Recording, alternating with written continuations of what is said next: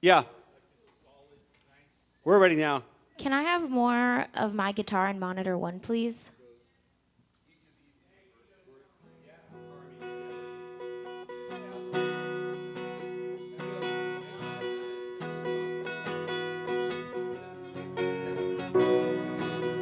Yeah, that should be good. Thank you. It's like I cannot hear myself.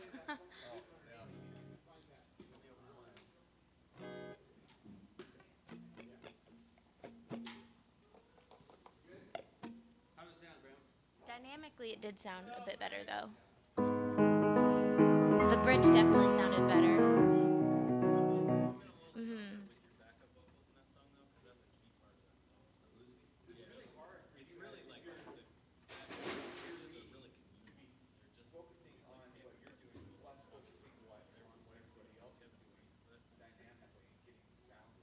Yeah. Yeah. And I'm playing guitar, which is new. So it's like, yeah, exactly. And luckily, I pretty much know this song by heart, so the lyrics I kind of have. Yeah.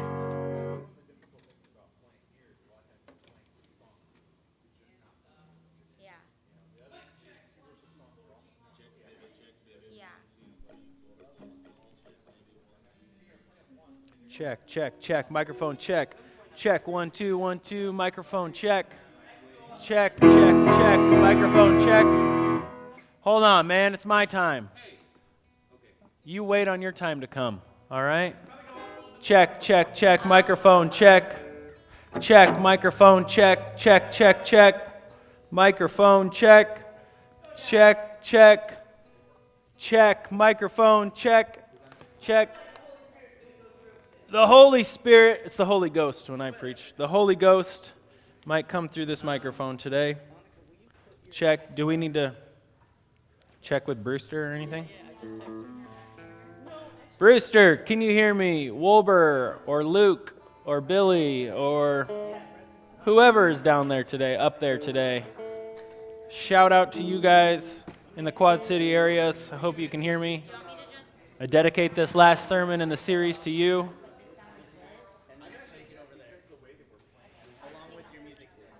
Check, check, check, checking for the Quad Cities. Check, check, check, check.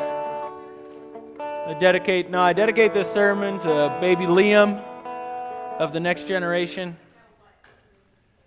The best looking Bosch out there. Yeah, that's fine. Yeah, that's fine. Yeah. Yeah, you're right. It's a different band. I don't know if I'm still doing this or not. Check, check, check, check, check, check. These yellow lines are still good? Yep. Okay. Greg, Check. will you grab that mic stand and that mic and take it off stage? That stuff will probably be covered, won't it? I want to make it look. I appreciate that. Just take it back. I started like dropping it. No. Hey, why does your mom call you Bug? It was a little annoying when I was young. Just when you were young? Does she still call you that? I thought it was Bug because I was small and cute. Because I beat the crap out of her, to quote her exactly. That's one reason why Kayla calls right turtle, because it's got the word turd in it. For real. That's the real story. Kevin, will you grab the table? No, nobody's gonna reach it.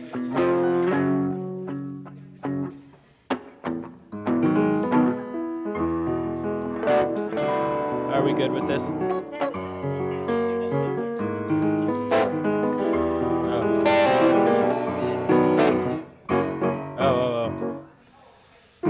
Sue, can you hear me? Check, check. Sue Johnson, can you hear me? Sue, Brewster High School, can you hear me? Check, check. Sue. Checking for Sue. Check, check, check.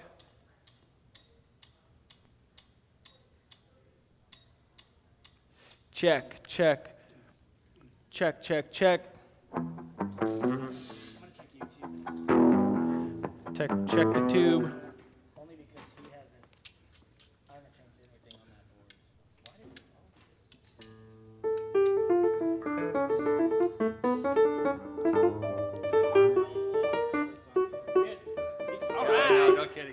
All right. Live run through.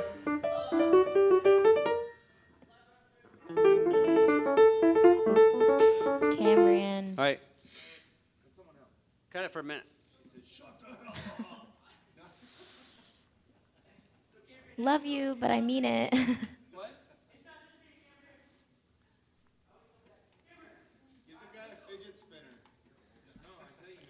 My choir director used to say, "Love you, but I mean it."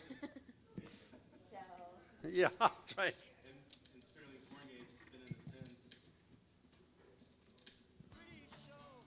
Steal your heart away.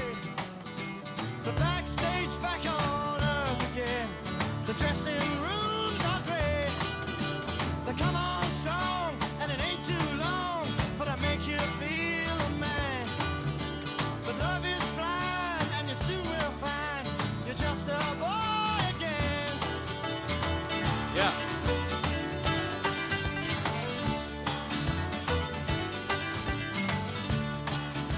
One, two, three, four.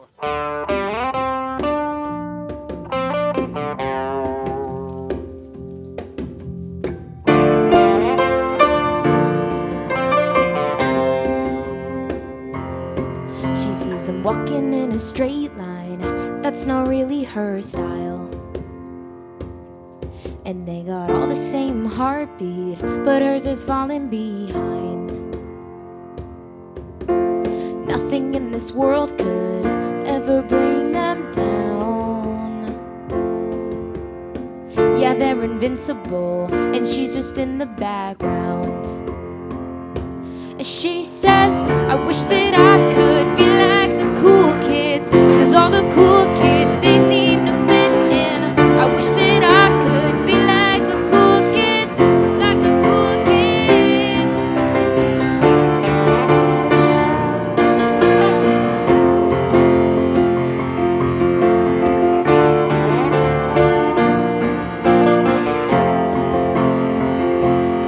He sees them talking with a big smile, but they haven't got a clue.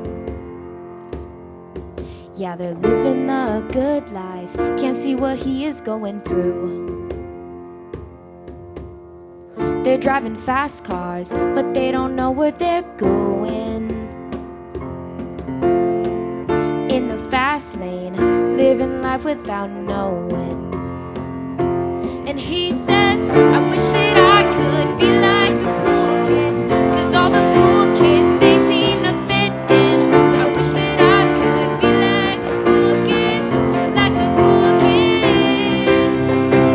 I wish that I could be like the cool kids, 'cause all the cool kids, they seem to fit in. I wish that I could be like the cool kids, like the cool kids.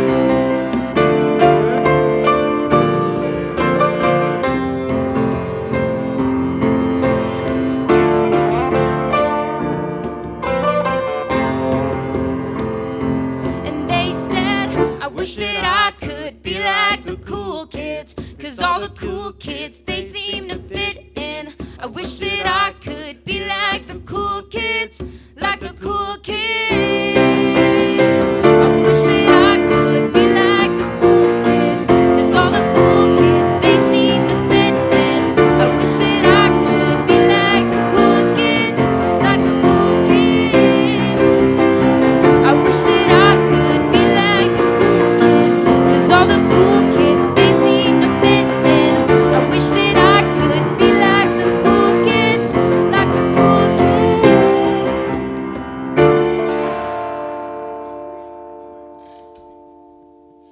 Good morning, welcome to Real Life. I'm Becca and you're watching The Real.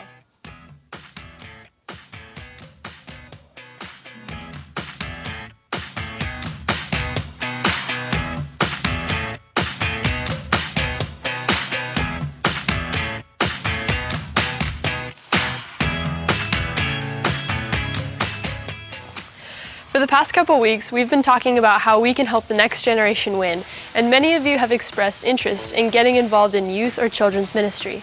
Next Sunday, we're hosting a barbecue at Graham and Kayla's house for anyone who's interested. Their address is 467 Hilltop Place, and it'll be at noon. Sign up on the blue card or talk to Graham or Tiffany if you have any questions. Right now we're in the process of planning for the back to school fair, and we have an opportunity for you to help. For just $20, you can sponsor a backpack that will be given to a kid in need this summer. If that's something that interests you, stop by the Count Me In table after the service. Hey teenage friends, guess what? It's time for a lake party. Tonight we will have our first of 3 lake parties. From 4 to 7, it will be out at Mark and Carrie Anderson's place. All our 6th through 12th grade friends are invited, and this 3 hours of fun only costs $3. Again, that's tonight from 4 to 7 across from Chelan Cellars. Look for our signs. I'm Becca. Have a wonderful Sunday, and you've been watching The Real.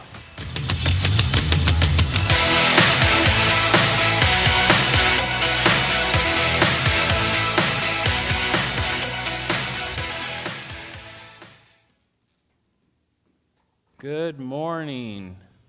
My name's Graham. I work here at RealLife. We started RealLife so that people who are far from God can find real life in Christ. Check, check, check. I'm going to highlight that youth and children's barbecue today because that's what I care most about.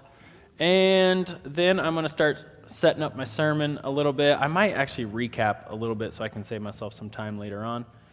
And then I'm going to talk about environments and why environments are so powerful and how mostly I feel like we're just on the edge of feeding back. Is that just me? Okay. Then I'm going to talk about how it is people who affect environments more than anything else. And I'll tell a couple little stories, and then I will talk about how if that's true elsewhere, then it must be true here at church. And then I will be praying. I'm praying, I'm praying, I'm praying, I'm praying. Amen. Will you please stand and sing with us? 1, 2, 3, 4.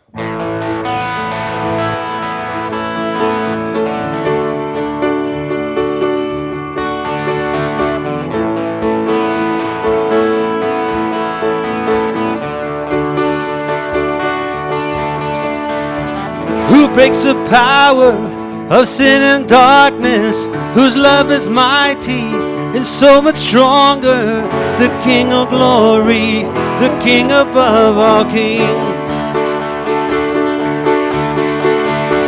who shakes the whole earth with holy thunder and leaves us breathless in awe and wonder, the King of glory, the King above all kings. This is amazing grace. This is unfailing love. That you would take my place, that you would bear my cross. You laid down your life, that I would be set free. Oh, just as I sing for all that you've done for me.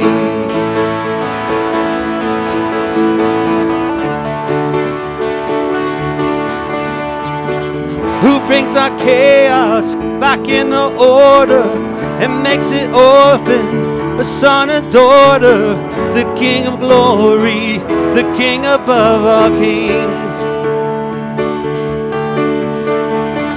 who rules the nations with truth and justice, shines like the sun in all of its brilliance, the King of glory, the King above all kings.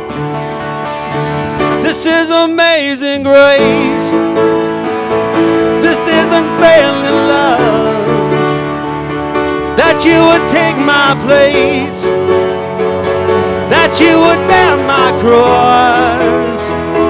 You laid down your life, that I would be set free. Oh, just as I sing for all that you've done for me. Worthy is the Lamb who was slain. Worthy is the Lamb who conquered the grave. Worthy is the Lamb who was slain. Worthy is the King who conquered the grave. Worthy is the Lamb who was slain. Worthy is the King who conquered the grave. Worthy is the Lamb who was slain. Worthy, worthy, worthy. Yeah, this is amazing grace. This is unfailing love. That you would take my place. That you would bear my cross. You laid down your life, that I would be set free. Oh, just as I sing for all that you've done for me.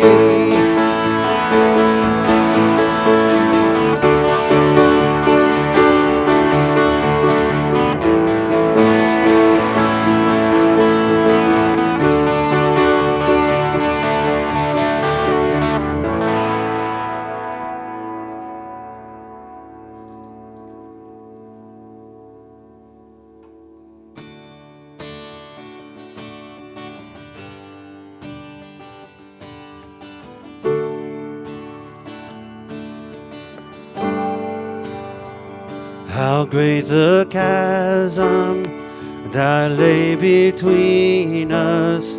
How high the mountain I could not climb.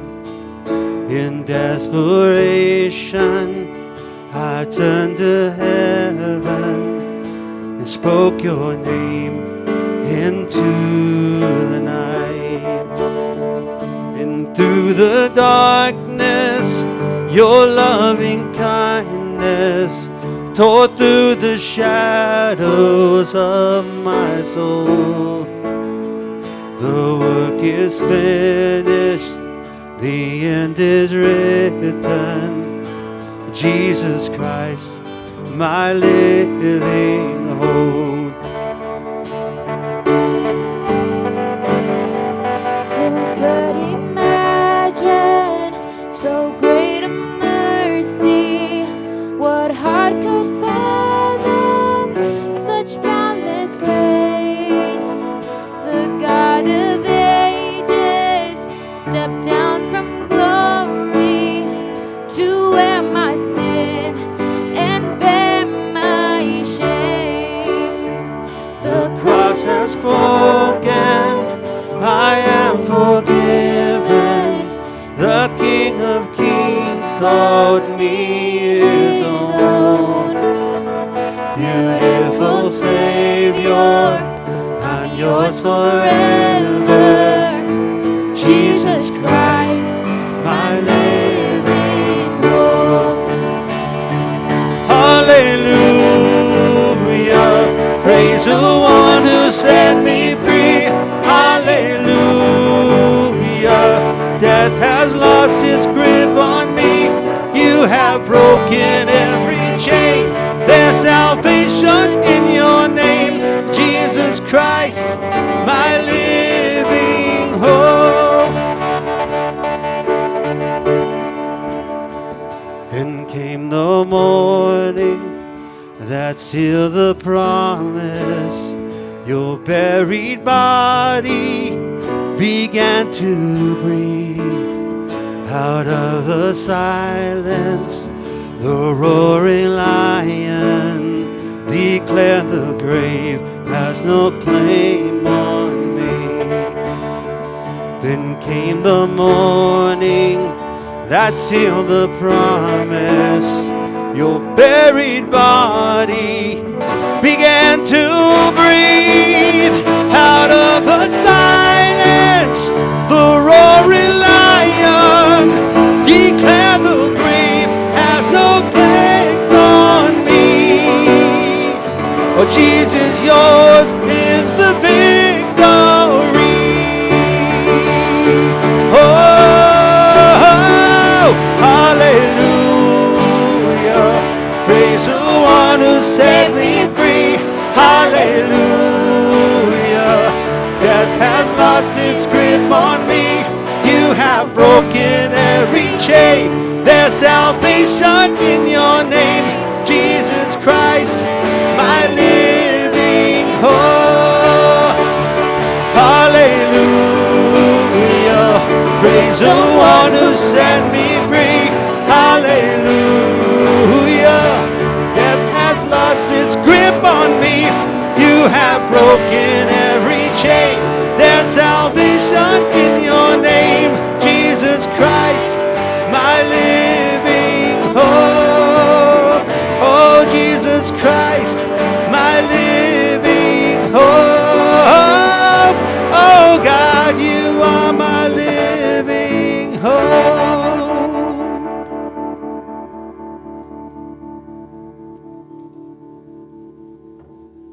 You may be seated.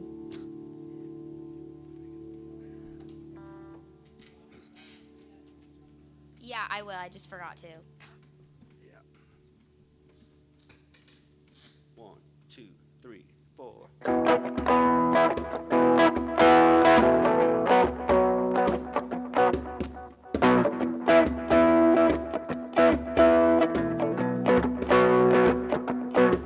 Today is not my day. I don't have the cards to play. I've settled down. I've learned. Be patient now. Let the fire burn. I'm just waiting on the seasons to change. Waiting for the curtain to fall. I could lose my cool like a restless fool, but I'm waiting for my time to come. I've tried, I've failed. I thought I gave my all, now it's hard to tell. Is this the end of this dream I lost? Or just an introduction to how much it may cost?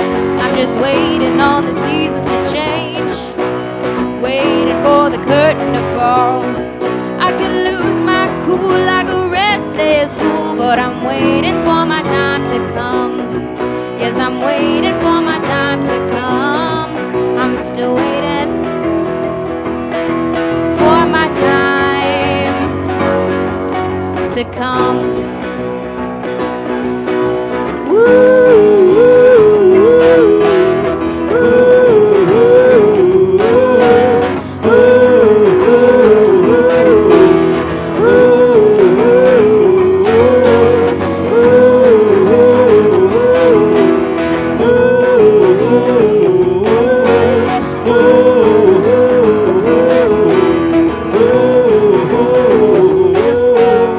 Oh, it seems so complicated. It feels like hope is faded. When I know it's just the way that we grow, I cannot control. No, no. I'll wait here when my light is low. I can give a little time for this dream to grow. So I'll wait here when my light is low. I'm just waiting on the seasons to change, waiting for the curtain to fall. I could lose my cool like a restless fool, but I'm waiting for my time to come. Yes, I'm waiting for my time to come. I'm still waiting for my time to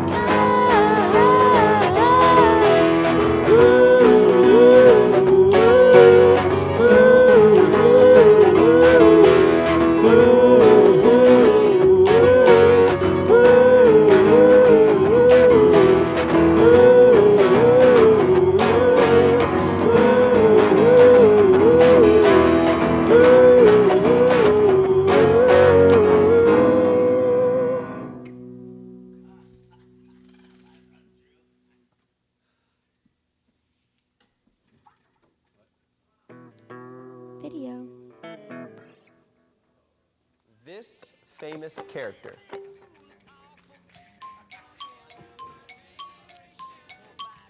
He's in the office, and Will Grace. Will Grace. Becca, who is it? Dwight. Dwight. Yes, Dwight from The Office. All right, here we go. Eduardo, this one is for you. What TV show is this from? If you have a problem, if no one else can help, and if you can find them, maybe you can hire... Call Saul. Incorrect. You got a steal there? Dun, dun, dun, dun, dun, dun, dun, dun, dun, dun, dun, dun, dun. The A-Team. The A-Team is correct. What is hashtag Throwback Thursday? Must be Thursday night football. Thursday night football is not correct, but one of your best guesses, I must say, Mike. Micah, can you tell us what hashtag Throwback Thursday is? You like post an old picture of yourself On? on Instagram. Very nice. Points for the young. Thursday? Good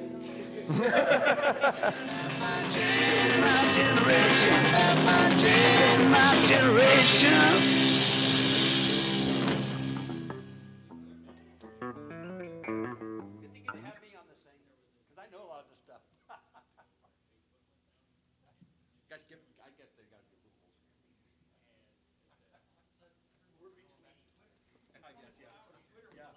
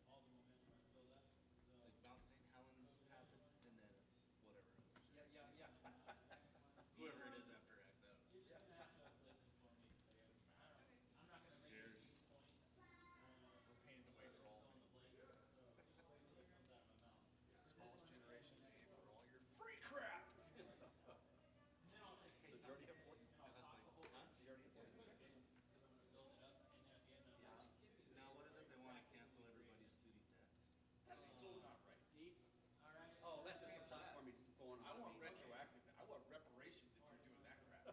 Yeah, no kidding. How about all the people that didn't get to have a degree, or the ones that are paying for the people? Yeah, the ones that chose not to get the student debt, but get a job. Right. So they're paying for the ones who decided to go get in debt. Some of them it's ridiculous. I was listening to Ramsey. Hey, Ramsey, this guy calls in. He goes, I'm 29. I have $290,000 in student debt. And he was going to med school, flunked his boards twice. Done. This one too, I'll say something about tradition. And he's like, well, can you go get like a PA? But tradition for me is $100,000. He's like, dude, you're hooped. Wow. He's teaching high school biology, right? That's all he can do. Well, he can go back to do sports again. Maybe. I think he had to wait like years. Yeah, you have to wait. Brutal. Can you imagine? Can you play real?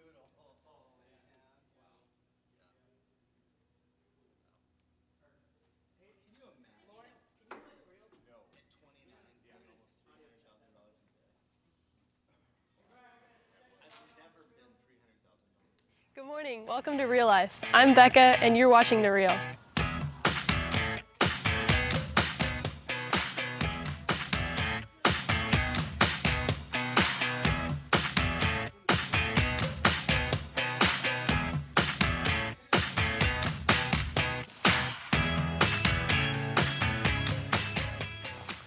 For the past couple weeks, we've been talking about how we can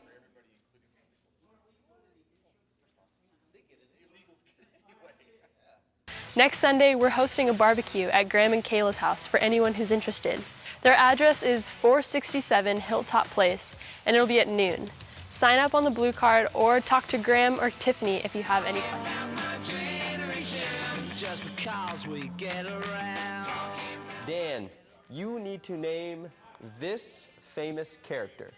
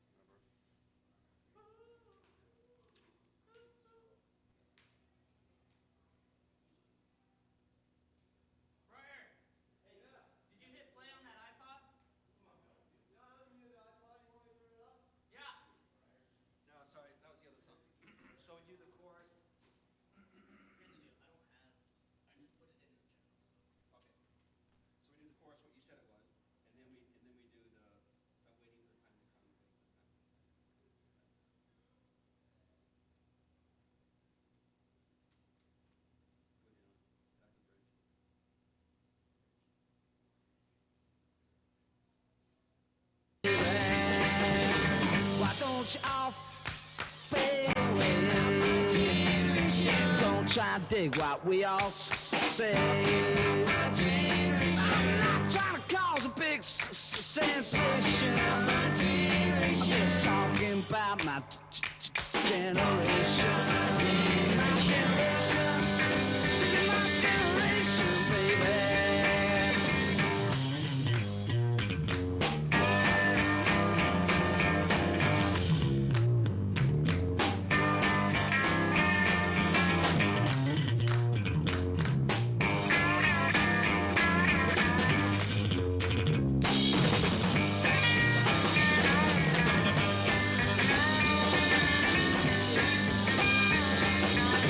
Why don't you all fade away? Don't try to dig what we all say. I'm trying to cause a big sensation.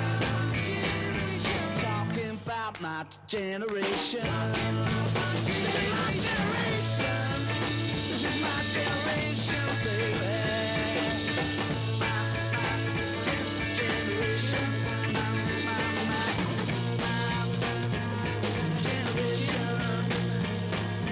People try to put us down. My generation. Just because we could get around. My generation. They do look awful cold. My generation. I hope I die before I get old. My generation.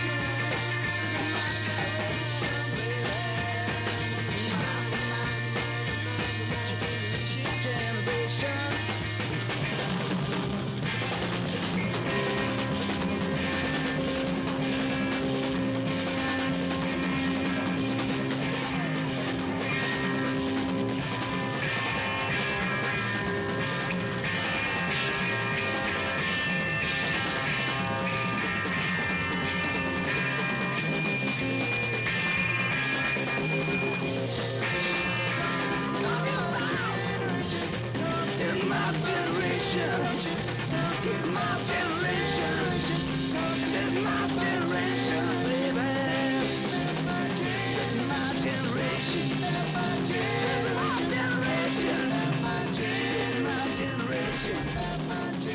My generation.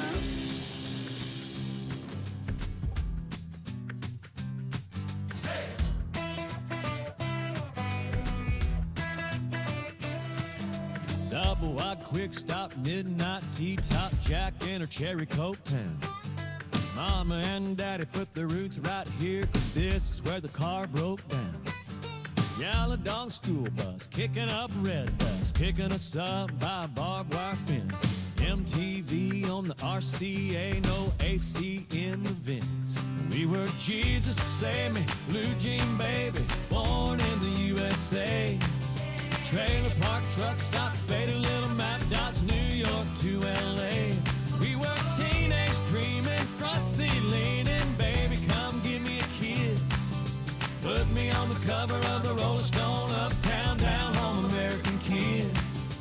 Growing up in little pink houses, making out on living room couches, blowing that smoke on Saturday night. A little messed up, but we're all alright.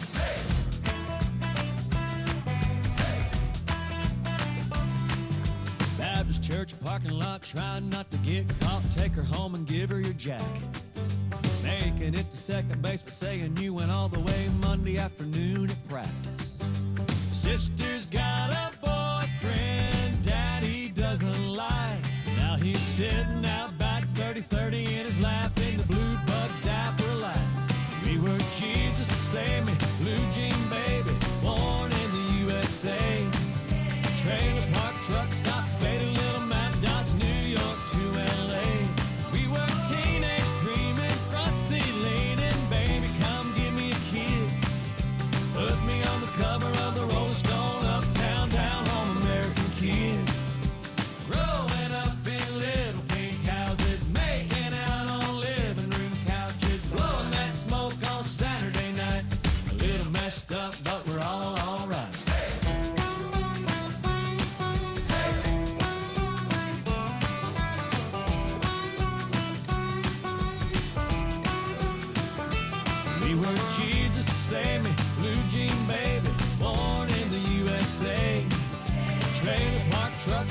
made a little map, dodged New York to LA. We were teenage dreaming, front seat leaning, baby, come give me a kiss. Put me on the cover of the Rolling Stone, uptown, down home, American kids. Growing up in little pink houses, making out on living room couches, blowing that smoke on Saturday night. We messed up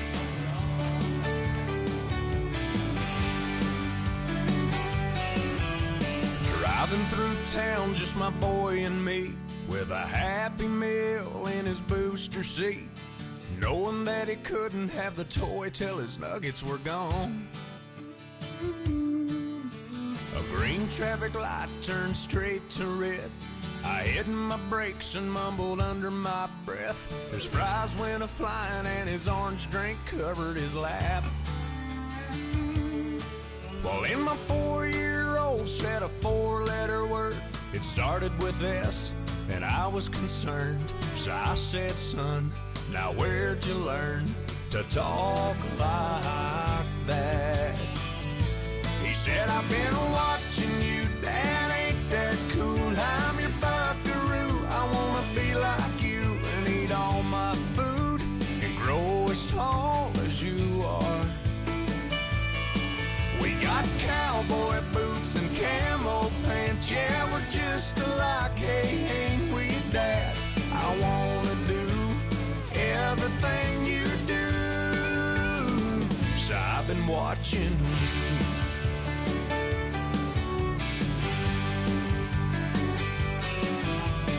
Got back home and I went to the barn. I bowed my head and I prayed real hard. Said, Lord, please help me help my stupid self. Then this side of bedtime later that night, turning on my son Scooby-Doo nightlight. He crawled out of bed and he got down on his knees. He closed his little eyes, folded his little hands, spoke to God like he was talking to a friend. And I said, son, now where'd you learn to pray like that? He said, I've been watching you, Dad, ain't that cool? I'm your buckaroo, I wanna be like you and eat all my food and grow as tall as you are. We like fixing things and holding Mama's hand, yeah, we're just alike, hey, ain't we, Dad? I wanna do everything you do, so I've been watching you. With tears in my eyes, I wrapped him in a hook, said my little bear is growing up. And he said, but when I'm big, I'll still know what to do. 'Cause I've been watching you, Dad, ain't that cool? I'm your buckaroo, I wanna be like you and eat all my food and grow as tall as you are. By then I'll be strong as Superman, we'll be just alike, hey, won't we, Dad? When I can do everything you do, 'cause I've been watching you.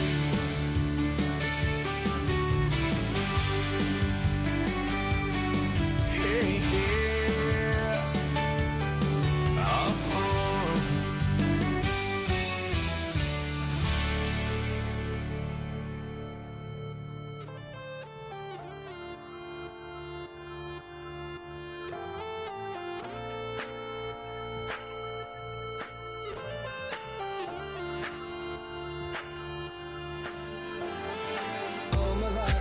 hustling and tonight is my appraisal.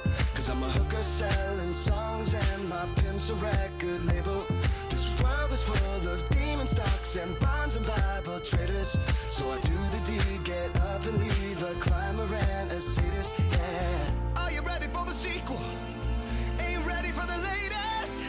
In the garden of evil, I'm gonna be the greatest. In a golden cathedral, I'll be praying for the faithless. And if you lose, boo-hoo. Hey, look, Ma, I made it.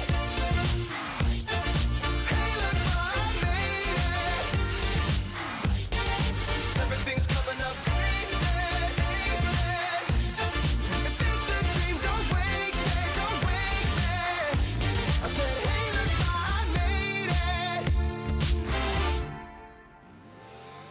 ones are happy for me, or they're honeysuckle phonies. Then they celebrate my medals, or they wanna take my trophies. Some are loyal soldiers, while these other thorns are rosy. And if you never know who you can trust, then trust me, you'll be lonely. Oh, are you ready for the sequel? Ain't ready for the latest. In the garden of evil, I'm gonna be the greatest. In a golden cathedral, I'll be praying for the faithless. And if you lose, boo. Hey, look, Ma, I made it. Hey, look, Ma, I made it. Everything's coming up aces, aces. If it's a dream, don't wake me, don't wake me. I said, hey, look, Ma, I made it, I made it. I said, hey, look, Ma, I made it, I made it. I see it, I want it, I take it, take it. If it's a dream, don't wake me, don't wake me. I said, hey, look, Ma, I made it. Mama, best believe it. Mama, best believe it. Think I must be dreaming, but awake and breathing. Mama, best believe it. Mama, best believe it. Think I must be dreaming.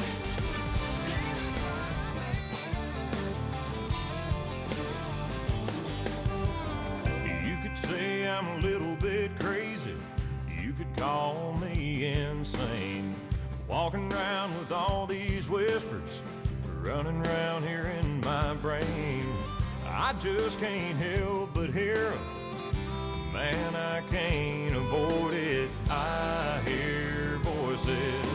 I hear voices like my dad saying, work that job, but don't work your life away. And mama telling me to drop some cash in the offering plate on Sunday. And granddad saying you can have a few, but don't ever cross that line. Yeah, I hear voices all the time.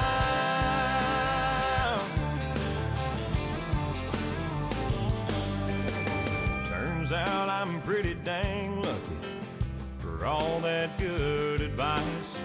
Those hard to find words of wisdom hold up here in my mind. And just when I've lost my way, or I've got too many choices, I hear voices. I hear voices like my dad saying, quit that teaming. You'll be a quitter for the rest of your life. And mama telling me to say a prayer every time I lay down at night. And grandma saying, if you find the one, you better treat her right. Yeah, I hear voices all the time.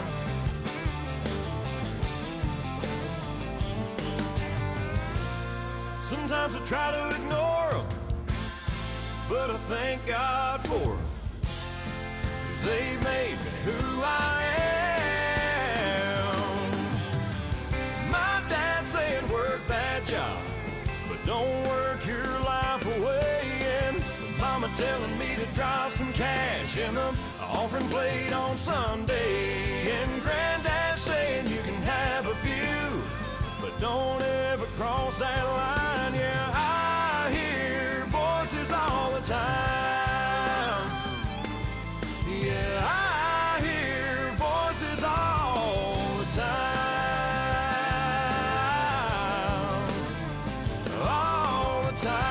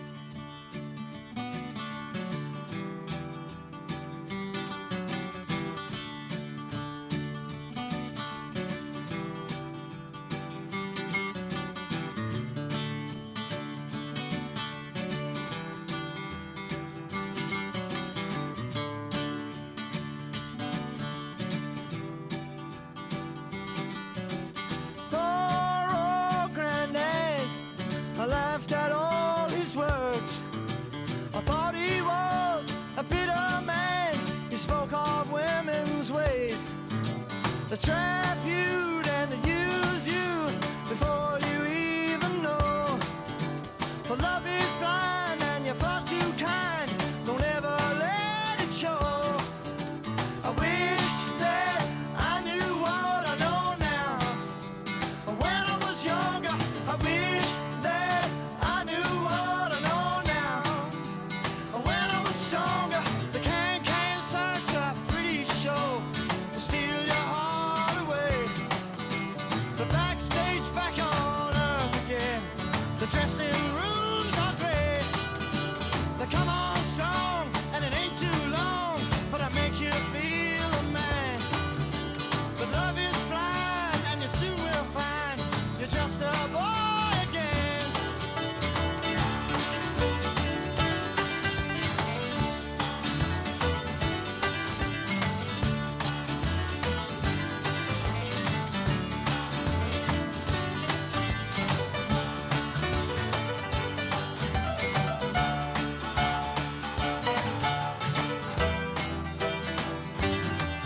When you wanna live, you get a cheek, makes you wonder where you are.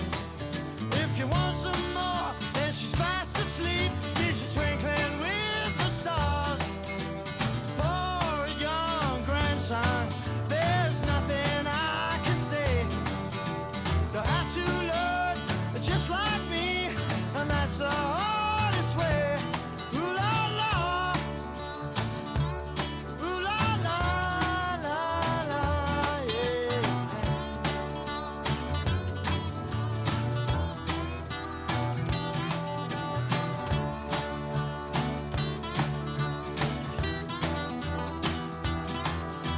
I wish that I knew what I know now. When I was younger, I wish that I knew what I know now. When I was stronger.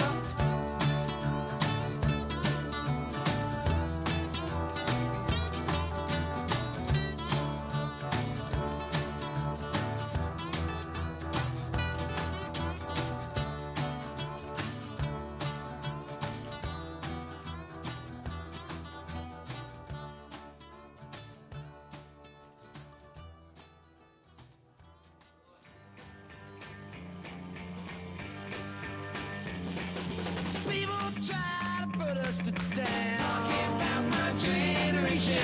Just because we get around. Talking about my generation. Things they do look awful.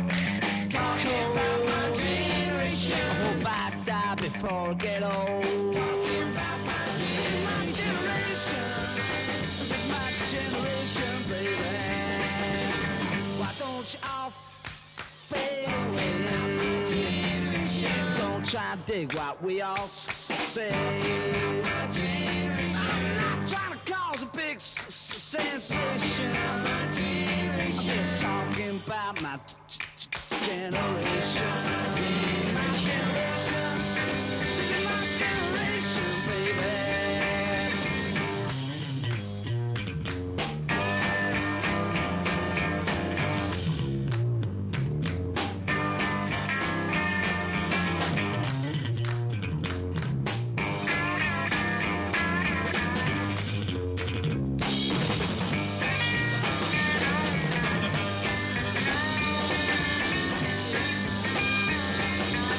Why don't you all fade away?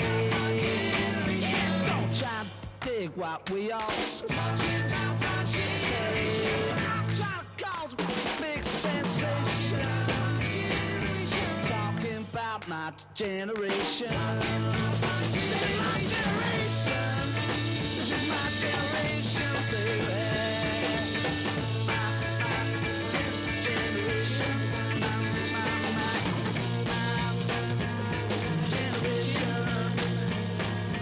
People try to put us to down. Just because we could get around. Things they do look awful cold. I hope I die before I get old.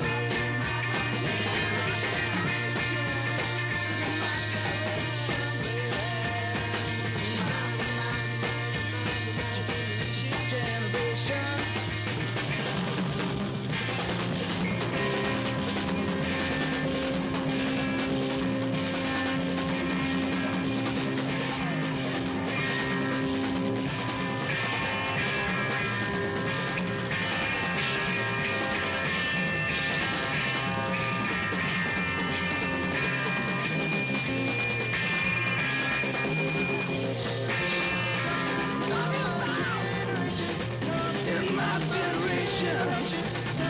my generation. This is my generation, baby.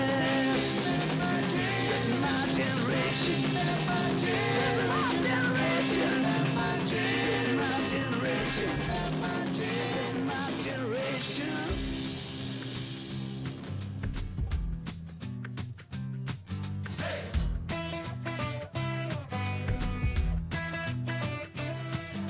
Double wide, quick stop, midnight tea top, Jack in her cherry coke town. Mama and Daddy put their roots right here, 'cause this is where the car broke down. Yellow dog school bus, kicking up red bus, picking us up by a barbed wire fence.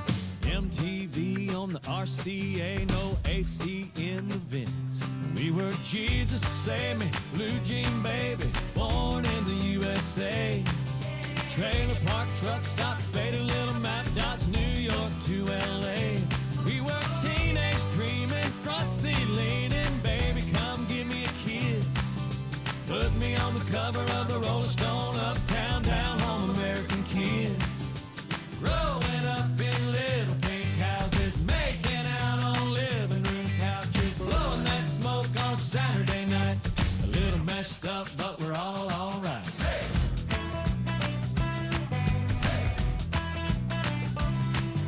Baptist church parking lot, trying not to get caught. Take her home and give her your jacket. Making it to second base, but saying you went all the way Monday afternoon at practice. Sister's got a boyfriend Daddy doesn't like. Now he's sitting out back 30-30 in his lap in the blue bug zapper light. We were Jesus Save Me, blue jean baby, born in the USA. Trailer park truck stop, faded little map dots, New York to LA. We were teenage dreaming, front seat leaning, baby come give me a kiss. Put me on the cover of the Rolling Stone, uptown, down home, American kids. Growing up in little pink houses, making out on living room couches, blowing that smoke on Saturday night. A little messed up, but we're all alright.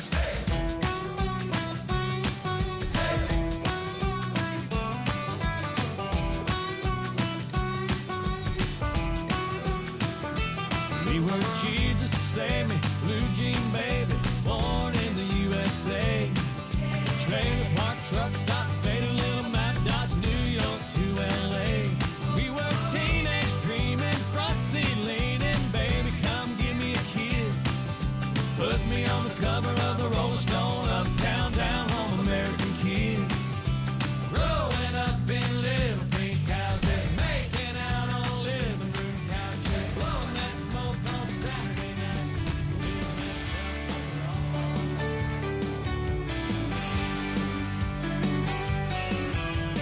Driving through town, just my boy and me, with a Happy Meal in his booster seat, knowing that he couldn't have the toy till his nuggets were gone.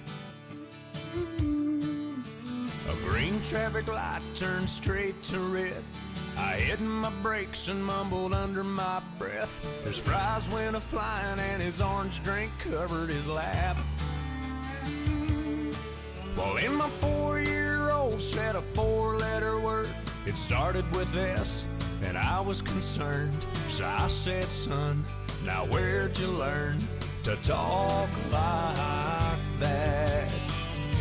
He said, I've been watching you, Dad, ain't that cool? I'm your buckaroo, I wanna be like you and eat all my food and grow as tall as you are. We got cowboy boots and camo pants, yeah, we're just alike, hey, ain't we, Dad? I wanna do everything you do, so I've been watching you.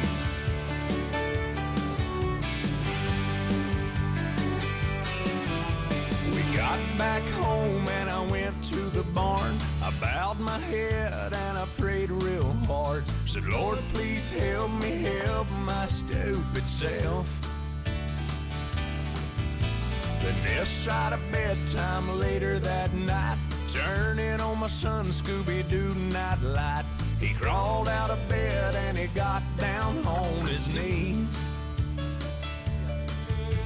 closed his little eyes, folded his little hands, spoke to God like he was talking to a friend. And I said, son, now where'd you learn to pray like that? He said, I've been watching you, Dad, ain't that cool? I'm your buckaroo, I wanna be like you and eat all my food and grow as tall as you are. We like fixing things and holding Mama's hand. Yeah, we're just alike, hey, ain't we, Dad? I wanna do everything you do, so I've been watching you. With tears in my eyes, I wrapped him in a hug, said my little bear is growing up. And he said, but when I'm big, I'll still know what to do. 'Cause I've been watching you, Dad, ain't that cool? I'm your buckaroo, I wanna be like you and eat all my food and grow as tall as you are. By then I'll be strong as Superman, we'll be just alike, hey, won't we, Dad? When I can do everything you do, 'cause I've been watching you.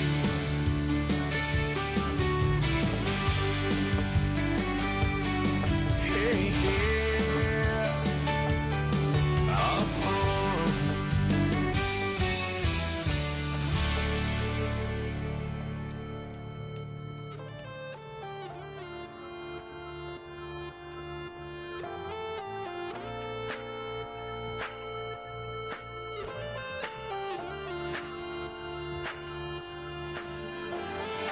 All my life been hustling and tonight is my appraisal.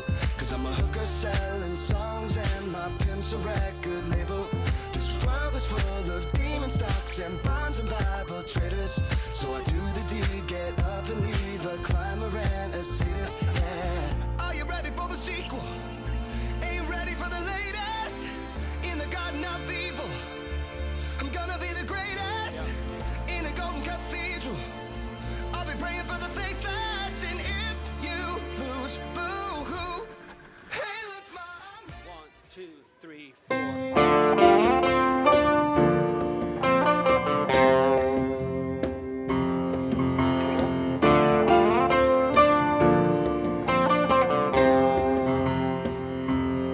She sees them walking in a straight line, that's not really her style. And they got all the same heartbeat, but hers is falling behind. Nothing in this world could ever bring them down. Yeah, they're invincible, and she's just in the background. And she says, I wish that I could be like the cool kids, 'cause all the cool kids, they seem to fit in. I wish that I could be like the cool kids, like the cool kids.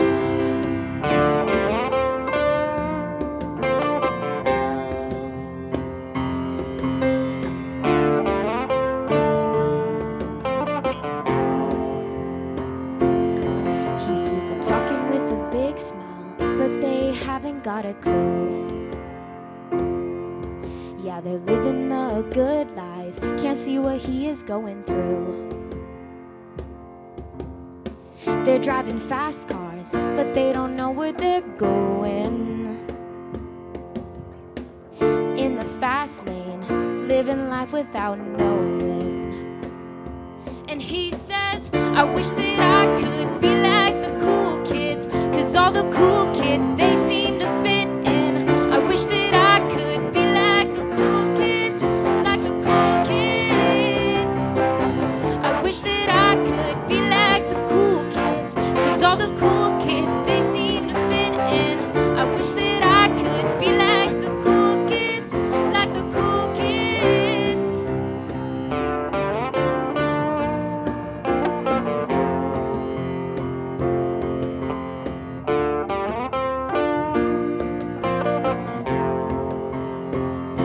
And they said, I wish that I could be like the cool cool kids, 'cause all the cool kids, they seem to fit in. I wish that I could be like the cool kids, like the cool kids.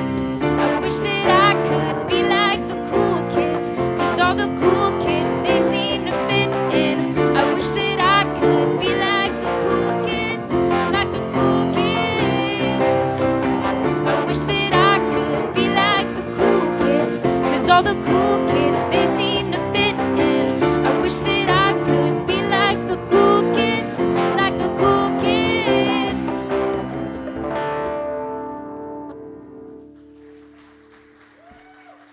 Good morning, welcome to Real Life. I'm Becca and you're watching The Real.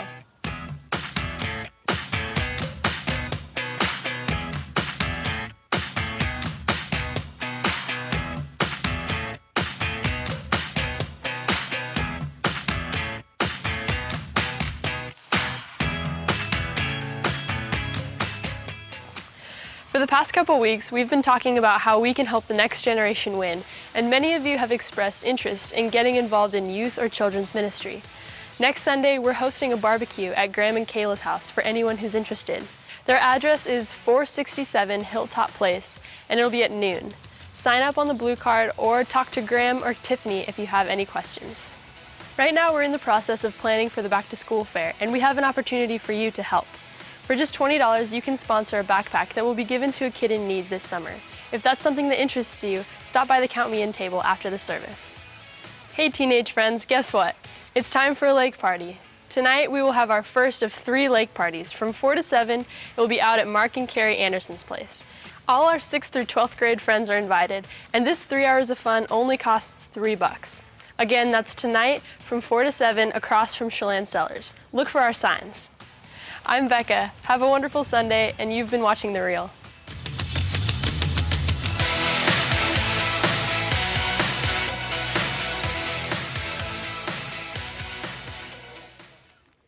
Good morning. My name is Graham. I work here. Please hold the whistles. As much as I love to be catcalled, I got enough of that on the way in today. My name's Graham. I work here at RealLife. We started RealLife almost 7 years ago for people who feel far from God so they can come here and find real life in Christ. And if that's you, if this is your first time back in church in a while, somebody drug you here or promised you lunch, like, awesome, welcome. Like, you did the hardest part. Getting from your car to your seat is the hardest part. The rest will be super easy and super fun. I also think if you're new here today or newer with us, you're going to get a good glimpse of who we are as a church, as a group, kind of a big piece of our mission, a hill we're going to die on. So I'm excited. I'm excited for that. Our buddy Kyle should be back next week. I say should be because I don't actually know when he gets back. You would think I would since I work for him, but I don't actually know. So hopefully he's back next week because I only planned 3 sermons. So we're just going to watch reruns of The Office if he's not back next week. So let's kind of, I'm good with that. Also next week, we are hosting a barbecue at my house for anybody who's interested in getting involved in children's or youth ministry. That's what this whole series has been about, is about investing in the next generation, and that's what today's going to be about. And a lot of you, we've actually had a great response to say, hey, I'll at least come and have free lunch and hear more about it. And so if that's you, again, you're like, hey, yeah, all right, I love free lunch, and I don't mind being around Graham for another hour. You can mark that on your blue card. It's one of our next steps, and we'll get a hold of you this week and give you any details about it. Signing up on your blue card is not like, we're not becoming blood brothers or anything, okay? You're not like making a life commitment, all right? You're just saying I want some more information. But we'll talk a little bit more about that, but that is next week, right after church at noon at my house, and I live in the development up by Walmart. I call it Pleasantville, because did you ever see that movie? Pleasantville, and all the houses, they all look exactly the same, right? It's what you can't find my house. It looks like everybody else's. As I said, we have been in the middle of this series. Today we're going to wrap up this series called Tomorrowland, helping the next gen win. And a couple weeks ago we looked at how sin or other bad or good decisions that we make can affect the generations to come. And actually they can just trickle throughout our generations, and sometimes we don't even know it. Last week we talked about something that we hardly ever talk about, and we looked at strategic spiritual parenting. that maybe there are some things, some key things we could put in our kids' lives and then also in our own lives where that could get us to where we want to be spiritually. Instead of just showing up and thinking we'll see what happens, or sending our kids to youth group and crossing our fingers, that maybe we could put some strategy into it and it would get them where we want them to be. Today we're going to look at something that I'm super excited to talk about. You know when you come to church and the preacher makes you feel like super guilty, right? That's not today, all right? I've decided I'll leave those sermons for Kyle to preach. I'm going to preach the ones that are a lot more fun. The thing that we're talking about today, I think we do really, really well as a church. And that's why I'm excited to talk more about it. It's like a pat on the back. This whole sermon today is going to be a pat on the back. And I want to look at environments and how environments are a super powerful thing, right? I don't know if you've ever walked into a room and immediately felt comfortable. My wife owns a massage place here in town, so sometimes we have to do a little bit of research at some other spas. You know what I'm talking about? It's hard, but it's part of owning the business. So we've been to a couple like really nice spas and stuff, and they put a ton of time and energy into the environment. And you walk into these places and already you feel relaxed. It's just incredible what just an environment can do. But even so, it's not like even necessarily like you have to be in a spa to be comfortable. This is really weird to me, but when I was in college, I led Young Life in the West Central neighborhood of Spokane, which is one of the worst neighborhoods in Spokane. And I spent a ton of time in West Central, a ton of time. And it was a rough place. Like we would have to walk our kids home after club to make sure that nobody messed with them or anything like that. It's a rough place. Now when I go to Spokane and I drive through or stop in the West Central neighborhood, again, which is still really rough, but I get so comfortable. It's this really weird thing, this really weird paradox. But sometimes there's these just environments can affect us. But I think more than that, it's usually more than like the color of the walls and how comfortable the seats are and stuff like that. It's usually the people that affect the environment more than anything. Because I don't know about you, but we've all been in a situation where we've been in a really comfortable environment, but then some person makes it uncomfortable. My brother and sister-in-law were telling me this story a couple months ago that they were sitting in their house watching whatever on TV. It's like 10 o'clock at night, and all of a sudden somebody just comes in the door. And it's this girl who's either late teens, early 20s. She wasn't sober, but she was looking for Mike. All right, and they're like, we don't know who Mike. She's like, Mike lives here. Where's Mike? And they're like, we don't know who Mike is, but you gotta go. Like we don't just move. Like no, I need Mike. And it's like, and they said it just changed the whole environment. It's their own house. One person walked into it and changed the whole environment. And if that's true for other parts of our lives, maybe it's true for church as well. Maybe how we as people create the environment here has a really powerful effect on other people who are here or who have yet to come. And we're going to talk about that today. Will you pray with me? Father, I thank you for today. Lord, I pray that you help Kyle and Darlene return safely. I pray that they had an awesome time. Lord, I also pray that you will just take away distractions from us right now, that we can just sit and either worship or listen to great music, think about how we can become more like you. And Lord, I ask that you would help us leave here just change, just a little bit better, that we could live life a little bit better, a little more enjoyable. And we ask for that in the powerful name of Jesus Christ. Amen. Will you please stand and sing with us? 2, 3, 4.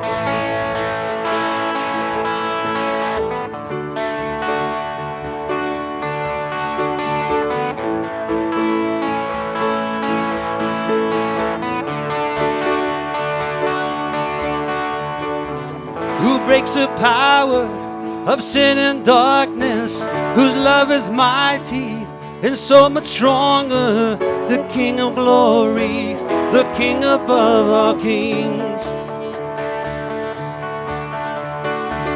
who shakes the whole earth with holy thunder and leaves us breathless in awe and wonder, the King of glory, the King above all kings. This is amazing grace. This is unfailing love. that you would take my place, that you would bear my cross. You laid down your life, that I would be set free.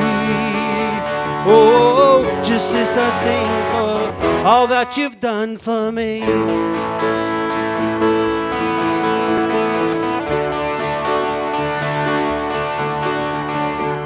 Who brings our chaos back in the order, who makes the orphan a son, a daughter, the King of glory, the King above all kings,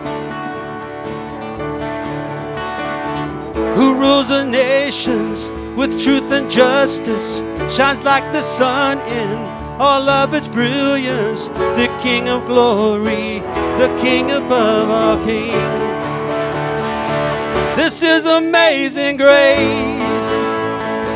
This is unfailing love, that you would take my place, that you would bear my cross.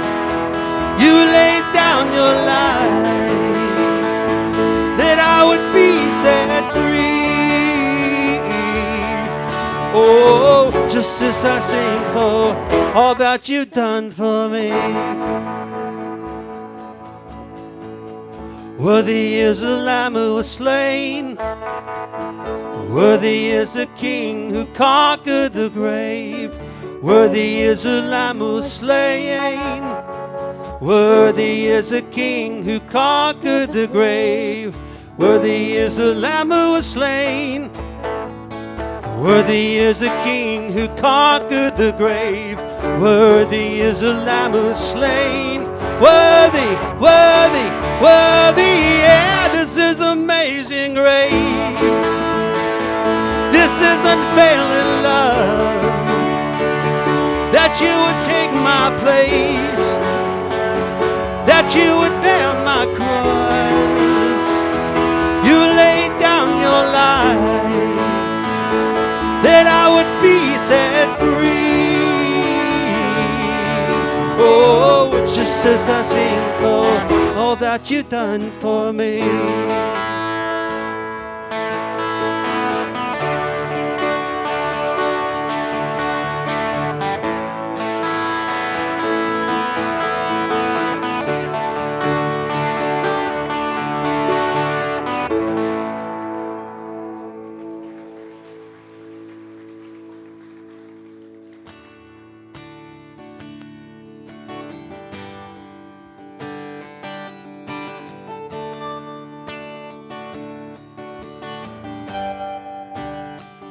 How great the chasm that lay between us, how high the mountain I could not climb. In desperation I turned to heaven and spoke your name into the night. Then through the darkness, your loving kindness tore through the shadows of my soul. The work is finished, the end is written. Jesus Christ, my living hope. Who could imagine so great a mercy? What heart could fathom such boundless grace? The God of ages stepped down from glory to wear my sin and bear my shame. The cross has spoken, I am forgiven. The King of Kings called me his own. Beautiful Savior, I'm yours forever. Jesus Christ, my living hope.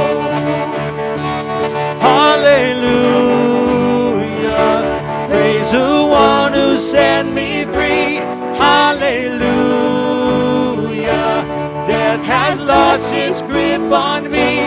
You have broken every chain. There's salvation in your name, Jesus Christ, my living hope. Then came the morning that sealed the promise. Your buried body began to breathe. Out of the silence, the roaring lion declared the grave has no claim on me.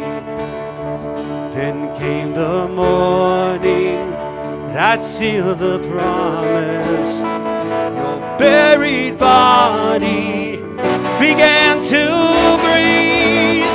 Out of the silence, the roaring lion declared the grave has no claim on me.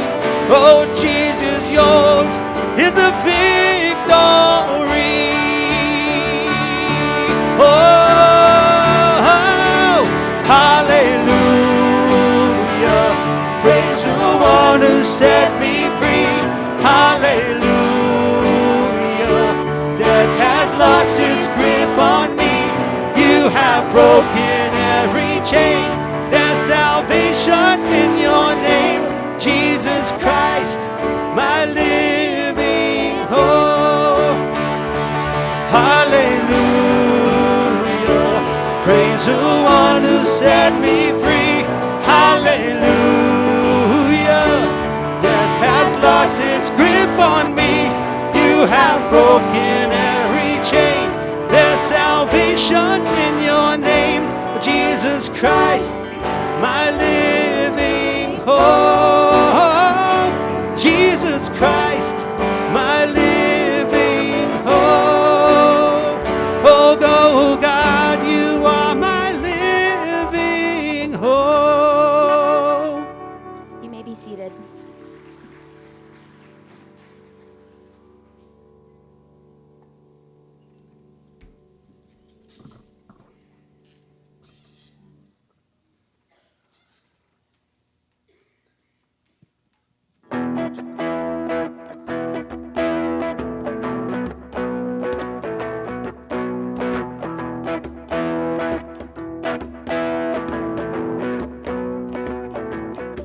Today is not my day. I don't have the cards to play. I've settled down. I've learned. Be patient now. Let the fire burn. I'm just waiting on the seasons to change, waiting for the curtain to fall. I could lose my cool like a restless fool, but I'm waiting for my time to come. I've tried, I've failed. I thought I gave my all, now it's hard to tell. Is this the end of this dream I lost? Or just an introduction to how much it may cost? I'm just waiting on the seasons to change, waiting for the curtain to fall. I could lose my cool like a restless fool, but I'm waiting for my time to come. Yes, I'm waiting for my time to come.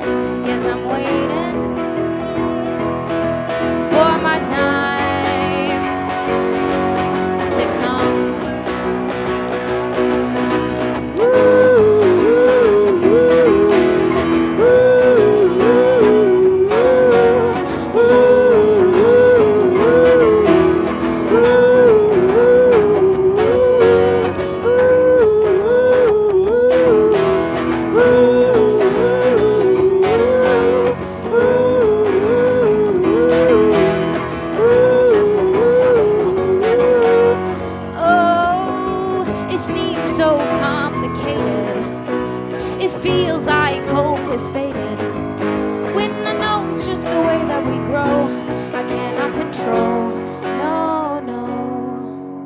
I'll wait here when my light is low. I can give a little time for this dream to grow, so I'll wait here when my light is low. I'm just waiting on the seasons to change, waiting for the curtain to fall. I could lose my cool like a restless fool, but I'm waiting for my time to come. Yes, I'm waiting for my time to come. I'm still waiting for my time to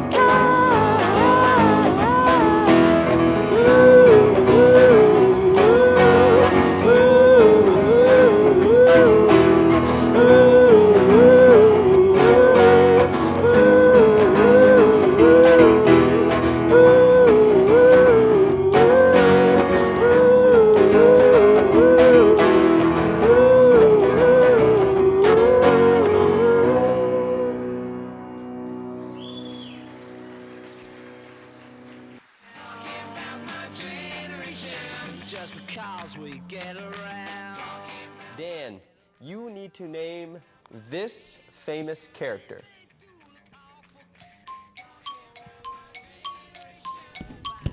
He's in The Office, and Will Grace. Will Grace. Becca, who is it? Dwight. Dwight. Yes, Dwight from The Office. All right, here we go. Eduardo, this one is for you. What TV show is this from?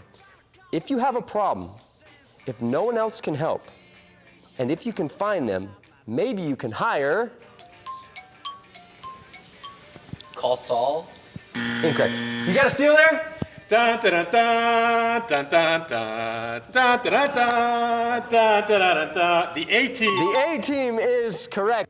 What is hashtag Throwback Thursday?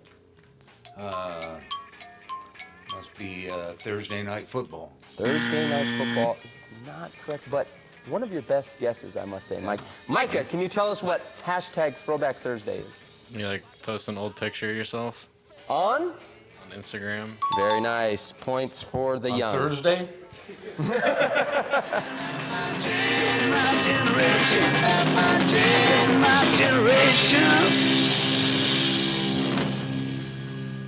Man, those guys are hilarious. We didn't even have to pay them. We just found them. It was great. It was great. So great. Hey, again, welcome to Real Life. My name is Graham. If you're here in the audience with me, welcome. If you're in the video venue or watching online, thanks for tuning in, all four of you. And if you're in Brewster, up in Brewster, welcome, guys. Thanks for tuning in. Thanks for hanging out with Billy up there. Super glad that we get to do this together. We're going to wrap up our series called Tomorrowland, Helping the Next Gen Win. And I'm going to ask you a question. Okay, I hate it when preachers do this. Like when you have to participate in church. I hate that. But I'm going to do it. I'm going to ask you a question, but because I hate it, I'm going to give you the answer. All right? Yeah, it's going to be easy. So all you have to do is tell you what you just have to say what I say, okay? The answer to my question is the word everything. All right? So I'm going to ask you a question, and then together you'll say everything. Okay? It's the easiest test you're going to take, right? And at least in a while. All right? So my question, again, the answer is everything. My question is, what is the faith of the next generation worth? Everything. Hey, that was pretty good.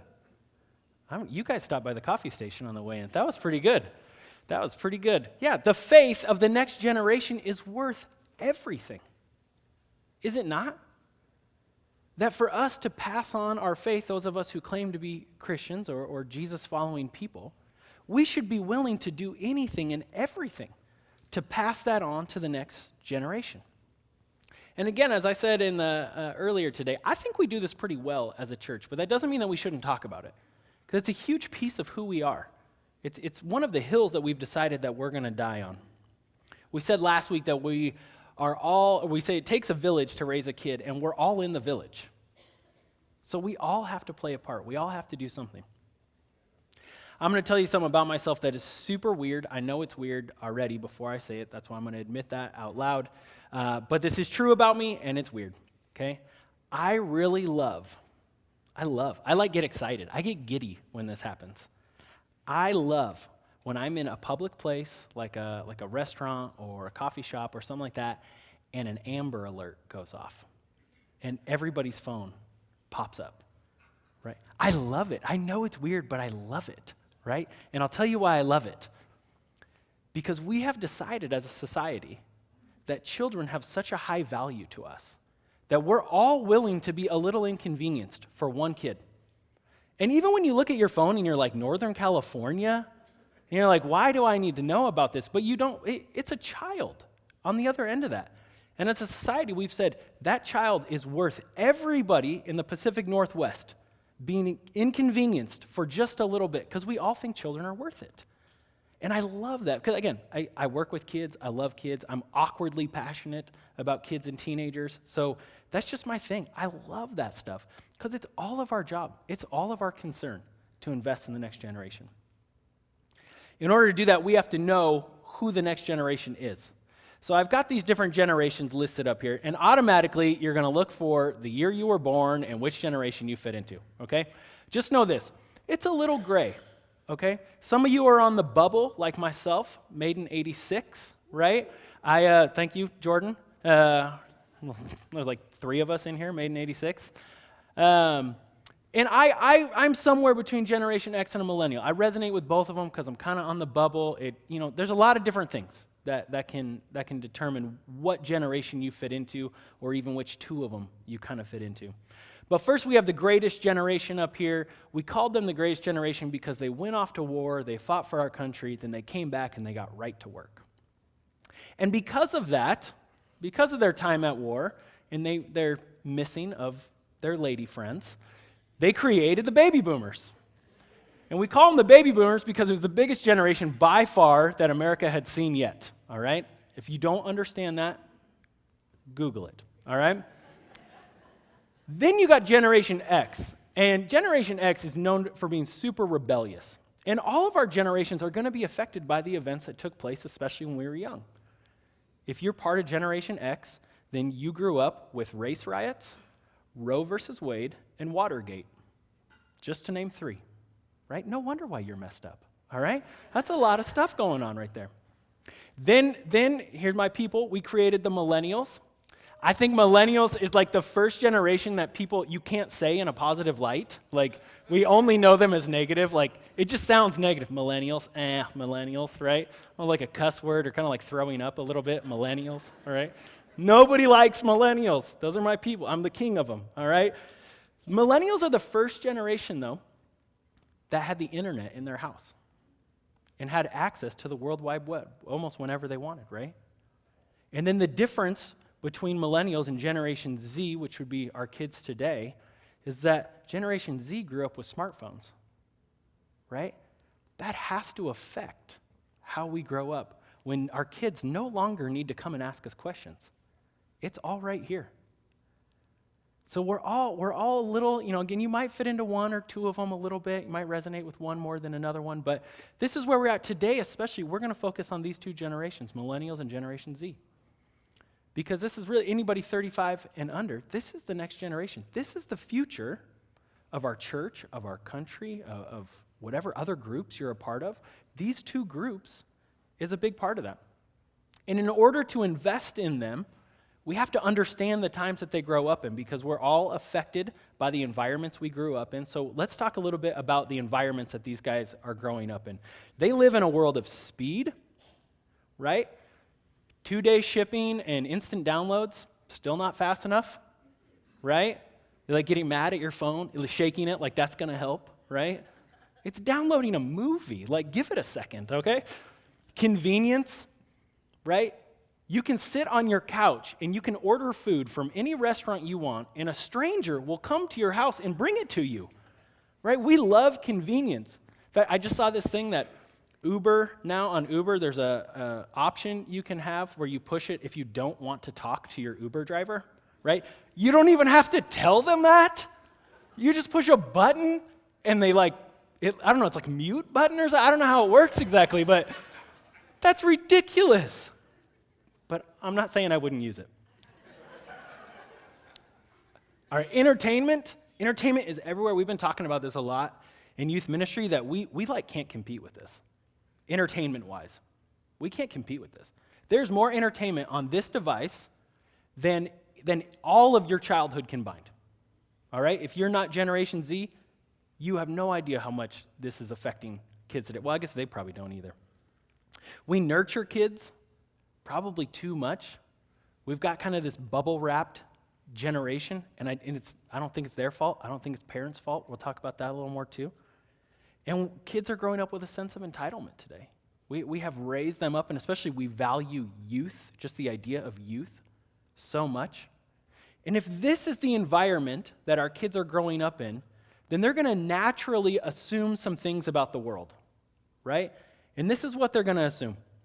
If speed is good, then slow is bad. If convenience is king, then hard is bad. If entertainment is super important, then boring is bad. If nurture is really important, then risk is bad. And if entitlement is just given, then labor is bad. And again, I don't blame these kids. I don't think we can blame them any more than I could blame my grass in my lawn for not growing well, right? If I don't water it or give it nutrients or stuff like that, of course it's not going to. My grass is a product of the environment that I've created for it. Our kids and all of us, we're just products of our environments. We don't choose them. We're just born into them. I know it's different. I know we like to say things. Every generation looks at the next one and has something poor to say about them, right? We were saying this, I was talking to Greg, our worship leader up here, and he was saying that's what they said about him in his generation. He's old enough to be my dad, all right? That's what they said about Generation X. That's what they say about millennials, and now we say it about Generation Z. The next generation's always bad. They're always like the demise of the world, right? They're just the worst thing that's ever happened. But when we look at millennials and Generation Z and the environment they grew up in, there's some other huge factors that we have to put into play. Millennials were 8 times more likely to get a college degree than their parents. 8 times more likely. They were pushed to go to school and get a degree. Most likely they paid 2 to 3 times the amount for that degree than their parents did. And then they graduated and they were only half as likely to find a job where they could use that degree. And here they have all this debt, and then we made fun of them because they moved back in with mom, right? But that's the world they grow up in. Today, Generation Z, 2/3 of kids after they graduate high school immediately go on to college, and 1/3 of those kids will immediately go on to postgraduate work. Immediately. We have put these pressures on kids where now not only do they play school sports, they play club sports. Now they're not just involved in school clubs, they have outside clubs as well. They're taking trips with schools, with organizations like us. We have packed in as much as we can, and we've started them even earlier. I'm amazed. My son is just finished kindergarten. He'll be a first grader.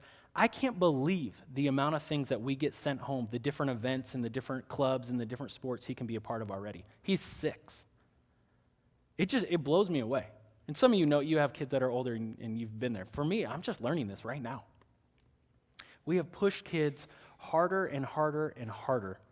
We have expected more of them. Not only are they going to high school, now they're going to college in high school. And that has an effect on them. We've put our kids into a pressure cooker. And the outcome has been huge, huge levels of depression and anxiety. They run rampant with the millennials and Generation Z especially.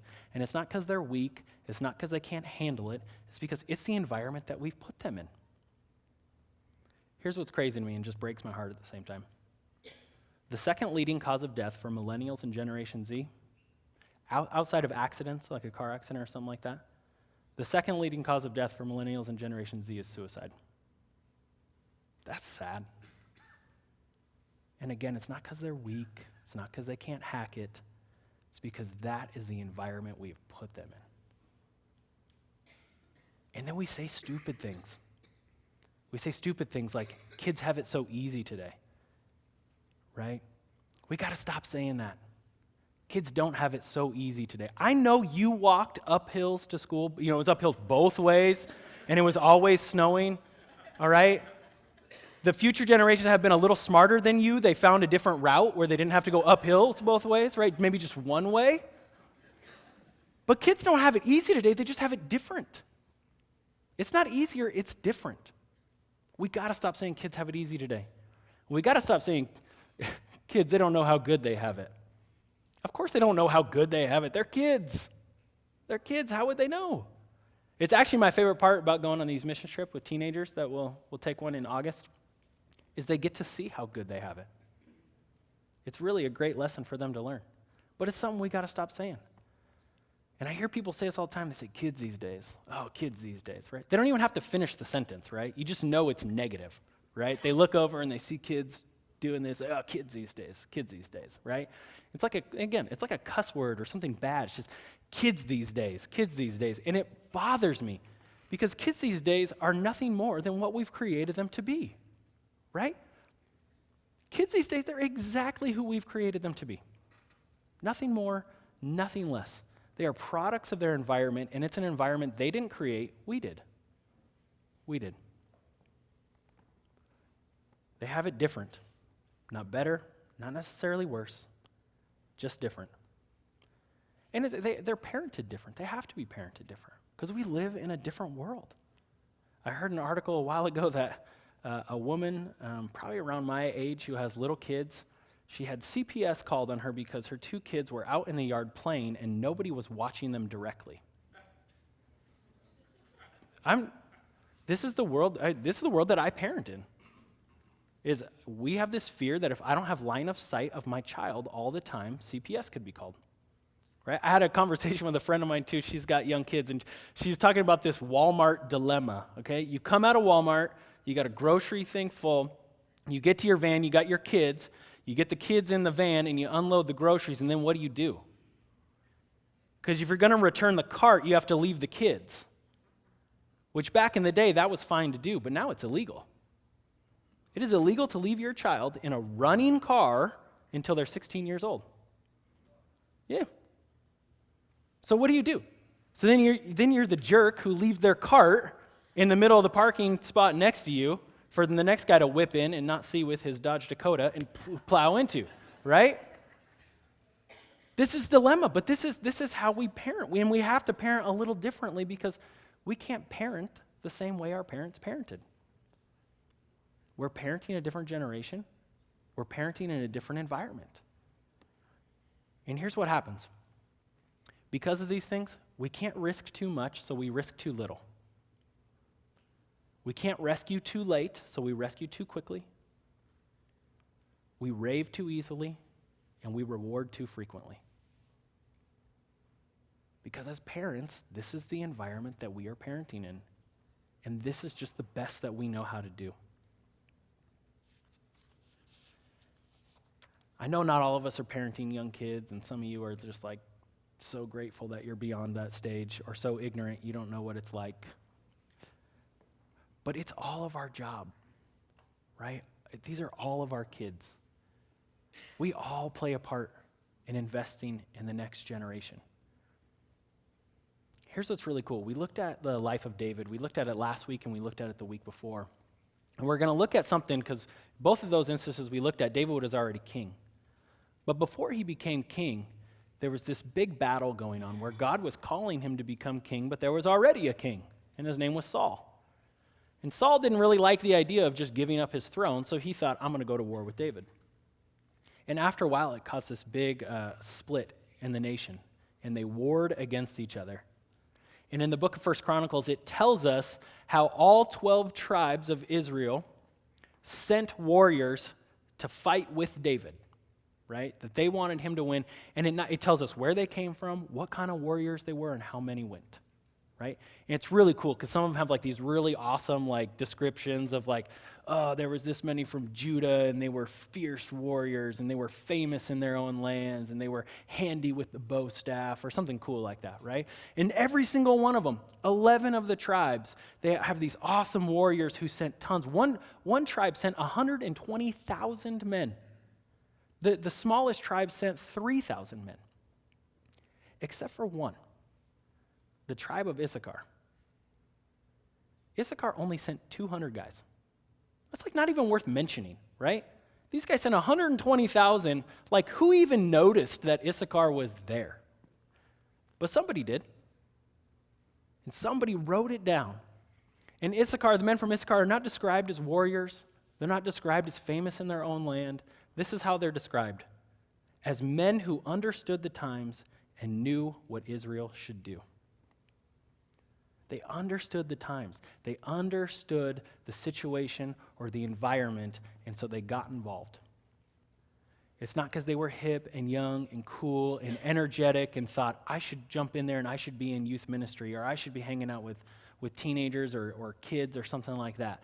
They just understood and knew that they had to get behind what was going on because they understood it was all of their jobs. The problem is this, too. We can hire young, cool youth pastors. We did, all right? Well, they got the best that they could, all right? You know, it's really just slim pickings in a small town, all right? It was more like, hey, you need a job, right? You're willing to work. Okay. We can do that, but it doesn't matter how cool or hip or young our youth pastor is or our children's director. It's all about the environments that we create, and we're all in on that, all of us. Because relationships, which happen inside of environments, are so much more powerful than programs. Relationships trump programs every single day. Every single day. I thought that was really cool. I meet with our youth staff volunteers who hang out with our teenagers, and sometimes we'll share stories about what's going on in kids' life. And one of our volunteers shared this story about a girl that she was hanging out with who was in middle school. And she said this quote from this girl that was so wise, I just wrote it down immediately. And this leader had said that this girl was kind of between two friends groups, and she was hanging out with these girls that she knew she probably shouldn't be. That they kept getting in trouble together, they were doing things that she knew was wrong and stuff like that. And there was another group of girls that she really wanted to hang out with, but she just felt like she couldn't connect with them, she couldn't get in with them. She knew she'd be making wiser decisions. And this is what she told one of our volunteers. She said, I want to hang out with the nice girls, but they all have phones and don't even look at each other in the face. And these girls can't afford them. The relationship, check this out, the relationship was so important that she was willing to stay in a bad relationship or relationships versus moving to one that she knew would work out better for her in the long run. It kind of reminds me, we all have that girlfriend in our lives who's with that guy who's no good, you know, and she stays with him, and you're like, logically, this makes no sense. He's garbage. Like, what are you doing? But a bad relationship to them is better than no relationship. Relationships are incredibly powerful. They're so, so powerful. And we all are a part of creating those relationships in that environment here. It's all of our jobs. Even if you don't want it to be your job, it just ends up being what it is. I read a book a couple years ago called Growing Young. It was written by a lady named Kara Powell, who in youth ministry, she's a bigwig up there. She's really, really great. And the whole idea of the book was how all of our churches need to focus on these next generations. And so I've incorporated a lot of it into this series because it's really a great book. And they interviewed hundreds of teenagers in this book, hundreds. And they said, what is it that brings you back to church? And you know, I mean, they're going to say, well, my youth pastor's super cool, obviously. We have this youth room with like a skate park in it and a vending machine with free cookies and, you know, like just they let us do whatever we want and all these things, right? You have all these answers that you know that they're going to say, but they didn't say any of those. These are the words that they used to describe their churches and youth groups and why they came back. These are from teenagers. They said that they're welcoming. They're accepting. I feel like I belong. People are authentic, hospitable, and they care about me. That's what brought the next generation back to church. In fact, in the book, they boil it down to one word, and they use the word warmth. That the warmth of a church or a youth group is what brings kids back. Not the games, not how much free pizza there is, not what songs they sang. The warmth of a church. And I would say this extends to more than just the next generation. I think this is why people come back to church. I think it's relationship. I think it's the warmth that we do or don't provide that brings people back. Because the reality is this, we can hire new, we can hire young, we can hire cool, we can buy all that stuff, but it's the culture that's more important. Because culture eats strategy for breakfast. It doesn't matter what our program looks like. It doesn't matter where we take kids to camp. It doesn't matter what song we start with in the morning. If our culture is no good, it will eat our strategy for breakfast. It can't hold a candle to it. And that doesn't mean that we throw out tradition. That doesn't mean that we only focus on the next generation, that we just try to be young and hip and cool as much as possible. Because tradition has its place. I think tradition is super important. I was raised Lutheran. There's this weird vibe inside of me that still likes traditional stuff and hates it too. But we don't just do tradition as a church to do tradition. Because tradition, for the sake of tradition, that's just religion. And I don't know about you guys, but I want to give our kids a lot more than religion. I would love to give them a faith, a life, something that is exciting. I would love to give them more than, hey, here's what you do and here's why you do it. Here's why you get up and here's why you kneel down and here's why you light that candle and here's why you go on this day and this day of the week and here's why we say this thing. I want to give our kids a life and a passion, a faith that is so much greater than just a religion could provide. What I love about RealLife, our church, is that this was actually a piece of who we decided to be before we even had the youth ministry, before I was even hired. Actually, before we even had a church service. This was part of the plan. We have these things, you can find them on our website. We call them the reality check, and they're basically 10 pillars of who we are as a church. And this is what the last one says. It says, we are sick, fat, and fly, which these words are outdated, I know, but it's kind of part of the point, all right? We will continually search for new and culturally relevant ways to present Christ's message while remaining true to Scripture. We will discontinue activities and ministries that have lost relevance and effectiveness.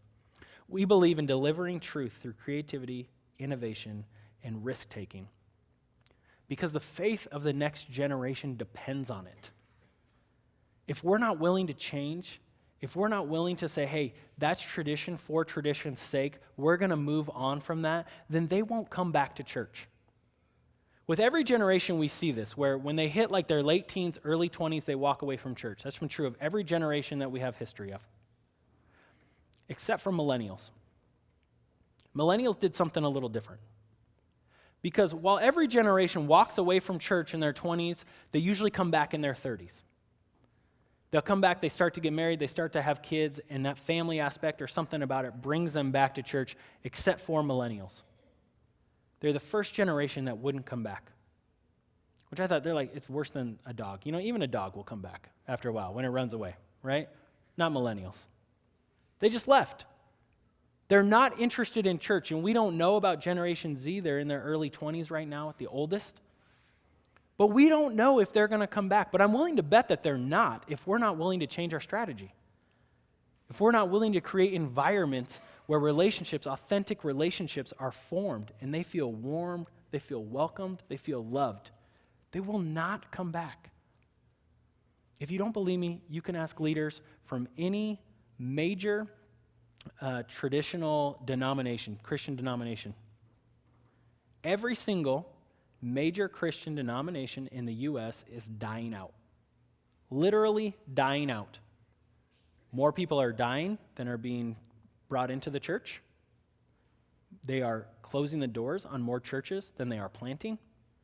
Every major denomination in the U.S. And again, I'm not saying tradition's bad. There's a lot of great stuff in tradition. But if we hang on to our traditions more than we're willing to let go of that and grab on to the next generation, I think we've missed the mark. I think we have failed. And we're starting to see that a little bit now. The faith of the next generation is worth it. In the book of Romans, which is in the New Testament, we've been hanging out in the Old Testament the past couple weeks, but in the New Testament, the book of Romans was a letter that the Apostle Paul wrote to this church in Rome. He wrote, I think, 13 different letters, and he sent them out, and after a while, the church leaders were like, hey, there's actually some good stuff in here. We should probably hold on to these instead of tossing them away. And then they would cycle the letters throughout the different churches so they could learn different stuff. But the letter he wrote to the Romans is really popular, and it's really popular because we think it was one of his last letters. He probably knew he didn't have a lot of time left, so he was spelling everything out, especially theologically, as much as he could while he still had time. But he wrote it to the church in Rome, and that's important to know because the church in Rome was going through a weird situation at the time. When Christianity had started in Rome, it was started by Jewish people. So they were Jewish, that was their ethnicity, and they started to become Christians. So they carried some of their Jewish traditions into Christianity. Well, then there was also Christians who, a lot of times the Bible refers to them as Greek-speaking. They were Gentiles. Basically, they were not Jewish, who were also joining that church. Well, in about 41 AD, the emperor was really tired of these Jewish revolts that were popping up all over the place. Sometimes in the Bible, they'll describe somebody as a zealot. They were somebody who was they were trying to take over Rome through power. That was their thing. They were Jewish, and they were trying to fight against Rome. So the emperor was tired of these revolts that were coming up with all these Jewish zealots. So he decided in Rome he was just going to expel all the Jews. They all got to go. So all the Jews have to move out. We think it was for about 10 years. And then he said, okay, you can come back in. So there's no Jews in the city of Rome for about 10 years. You got a Christian church that is only started by people who are only full of people who are not Jewish. And then you bring back all these Jews about 10 years later. And they come in, and all these Jews realized that these Greek-speaking Christians were not acting very Jewish. And so they get into a bit of an argument about it. And then Paul hears about this, and he writes them a letter. And he says, listen, I know you guys are coming from two different places, kind of like a lot of us come from different generations. And you're trying to get along. You're trying to make it work. And here's what you got to do. Put your differences aside and just love each other. See, the Jews were really frustrated because these Greek-speaking Christians, they weren't circumcising their boys. They weren't eating kosher, and they weren't celebrating the Jewish holidays the right way. Again, they weren't being Jewish. And Paul comes in and says, hey, there's nothing wrong with eating kosher or celebrating Jewish holidays and stuff like that. There's nothing wrong with it, right? There's nothing wrong with tradition. But these guys don't have to do that. They don't have to do that. And more importantly, love each other. Just find ways to get along. Accept each other's differences. Accommodate is actually a word he uses, which I think is really interesting. Accommodate each other's differences and preferences. In the Message version of the Bible, which is this kind of newer translation, puts things more in today's language, it says this, and I really like how he phrases it in there. He says, let's agree to use all our energy in getting along with each other.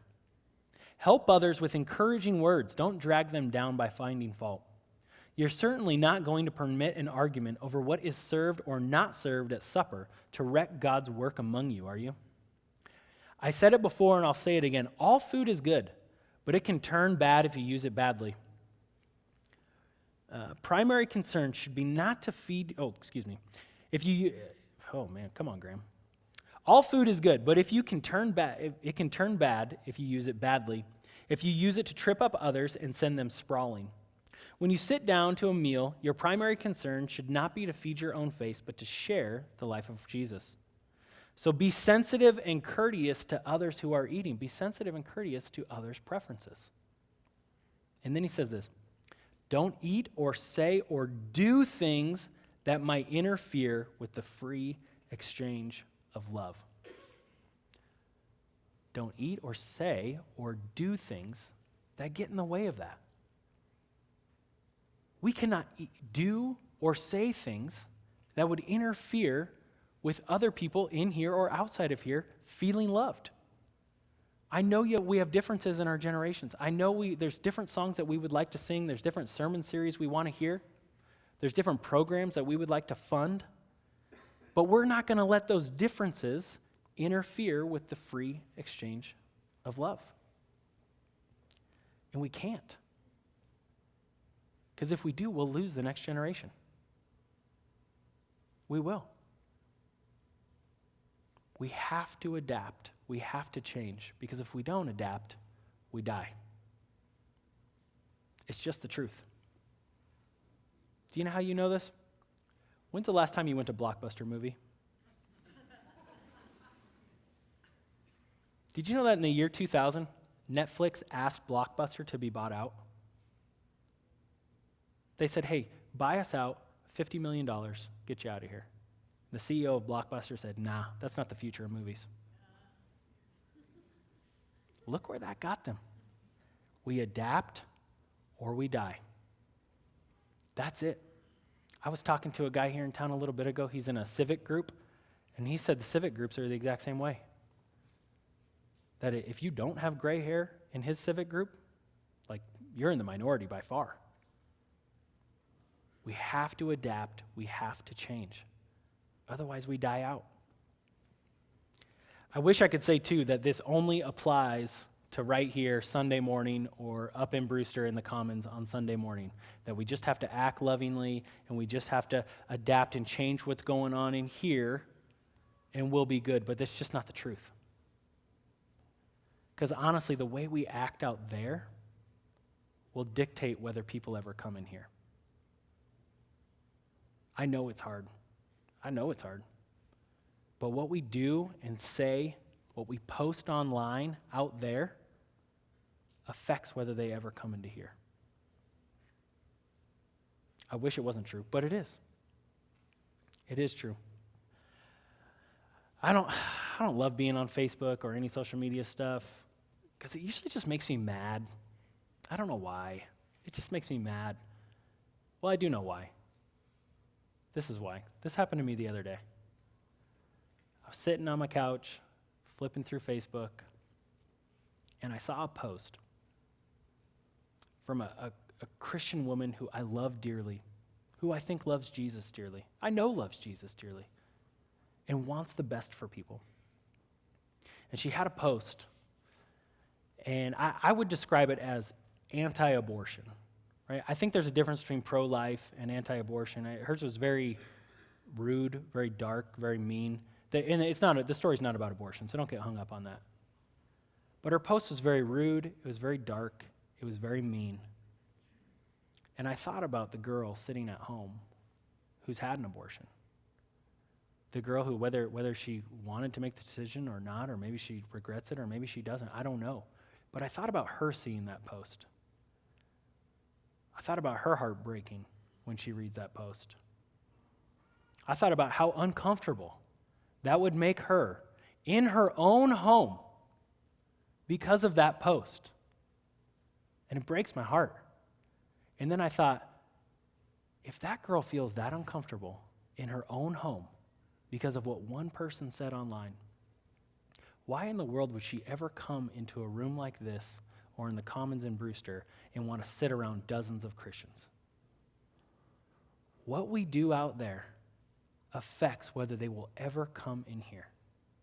We have to be willing to change our methods, to change our strategy. We have to be willing to give up our personal preferences. Because if we don't, the next generation will not grasp their faith, and they will not come back to church. We have these things in your blue cards that we call the next steps. We put some things in there that we think, hey, this might actually be a real next step.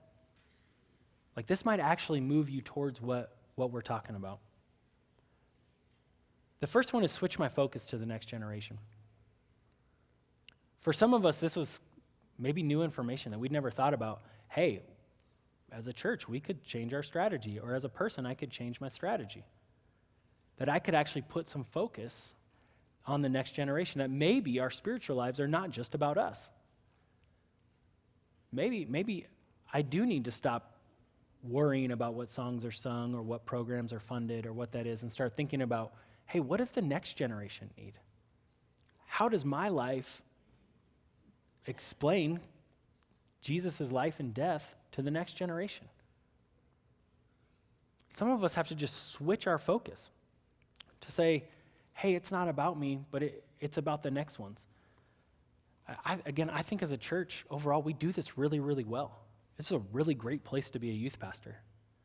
I have tons of people who come up to me and ask what kind of resources I need, or they'll offer their resources to me. Say, hey, I have this, hey, I have that, hey, I heard you're doing this event.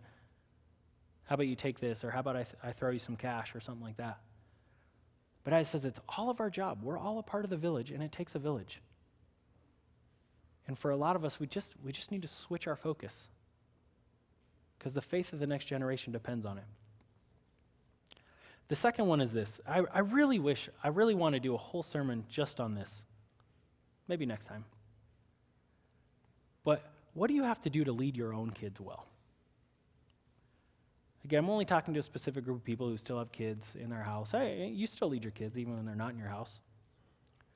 What do you need to do to lead your own kids well? Knowing what you know now about this generation and the environment that they grow up in, what do you need to change? What do you need to do differently? What do your children need, maybe specifically, but also just because they grow up in a generation that's not your generation? I wrote down a couple things. Again, I wish I could just talk for an hour on this stuff. But here's a couple things just to think about. Don't think control. Think connect. Don't think rules. Think responsibility. And don't think lecture. Think of labs. These are some things that I've learned throughout the years. They're also things that we've incorporated into our own youth ministry here, where our goal is connect. It's relationships. We want to connect teenagers and children with adults who are further along in the journey. I'm not a big fan of rule following. I love responsibility. I love giving kids, even my little kids, tasks that they can take on, and we do that a lot in our youth ministry and children's ministry. I just found out last week that the older kids in children's ministry all did a craft, and it was led by like a 9-year-old. Like, I love that. I love that. Not rules, responsibility. And not lecture, but labs. Have your kids get their hands dirty. Have them get involved. Again, this is the best part about taking kids to Puerto Rico. There's a reason why sitting in a classroom for a week talking about Puerto Rico has virtually no effect on kids versus us taking them down there, putting a shovel in their hands, or saying, hey, go play soccer with that kid. Right? Don't think lecture, think labs. Last one is this. This has been our next step every week. Be the strategic change for kids. I said earlier in the announcements that we've had a good amount of people that says, hey, I want to get involved. I'm convinced I want to help the next gen win. And maybe that's you today. We are looking for more people to help us with our kids. Again, we have 60 to 70 kids back there in Real Kids. We have another 15 to 20 in Brewster. We see about 30 to 40 kids in youth ministry. And we don't have enough people. We don't have enough. We got teenagers, especially teenage boys, who want to be in small groups, and we can't give them their own small group because we don't have enough male leaders.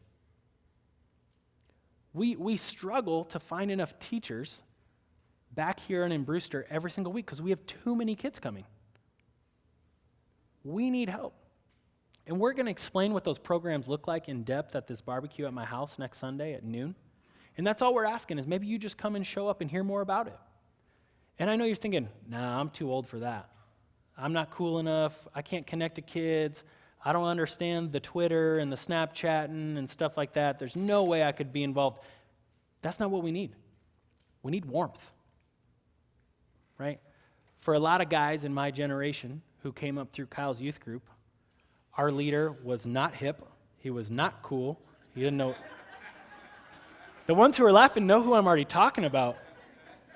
It's amazing that he can work a smartphone at all, right? His name was Mike Wold. He knew nothing about how to work smartphones and cool music and stuff like that. But man, he had a huge effect on our lives, a huge effect on our lives, because he was a man who understood the times, and he knew what he was supposed to do. And maybe that's you. Again, just maybe. We're just asking you to come to this barbecue and hear more about it, and maybe you fit into what we're doing in youth or children's ministry in Brewster. But we're just asking that maybe you would come to that.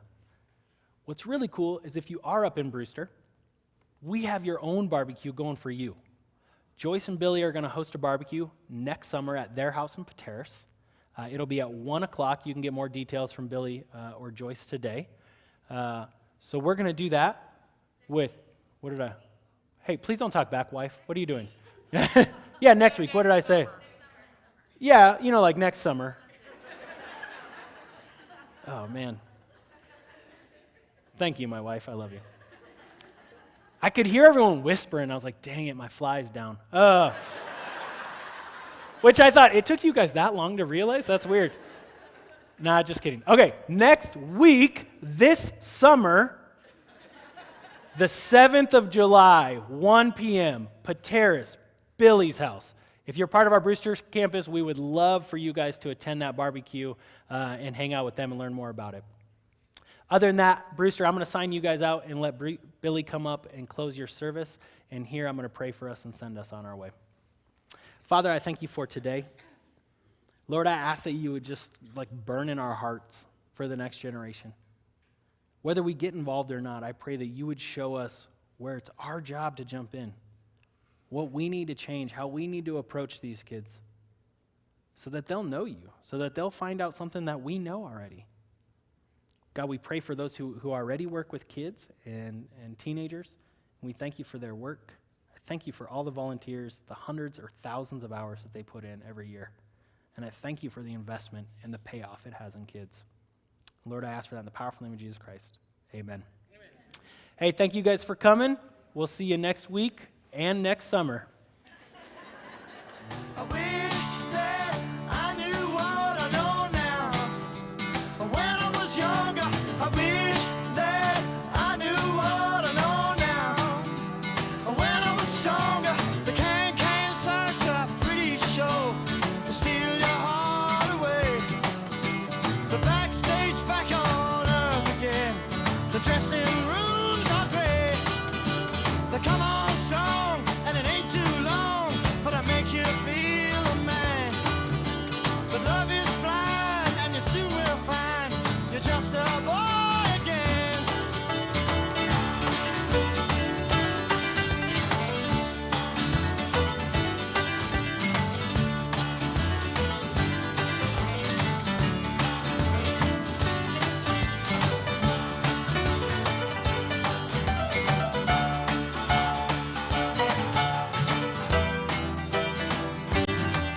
When you wanna live, you get a cheek, makes you wonder where you are.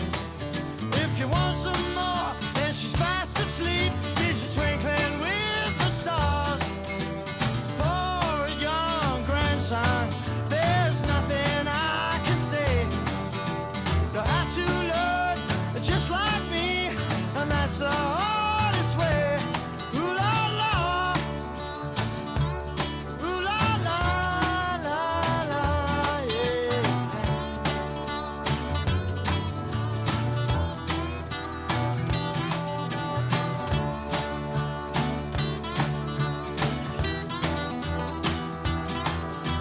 I wish that I knew what I know now. When I was younger, I wish that I knew what I know now. When I was stronger.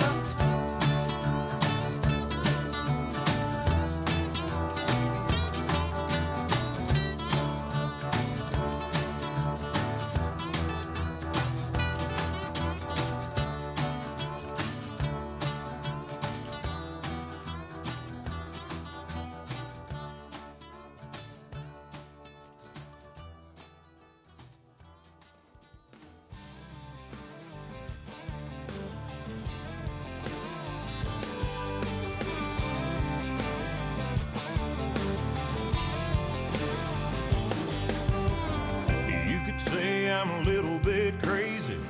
You could call me insane. Walking around with all these whispers running around here in my brain. I just can't help but hear 'em. Man, I can't avoid it. I hear voices. I hear voices like my dad saying, work that job, but don't work your life away. And mama telling me to drop some cash in the offering plate on Sunday. And granddad saying you can have a few, but don't ever cross that line. Yeah, I hear voices all the time.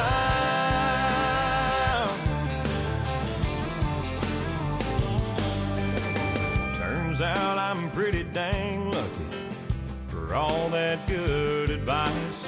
Those hard to find words of wisdom hold up here in my mind. And just when I've lost my way, or I've got too many choices, I hear voices.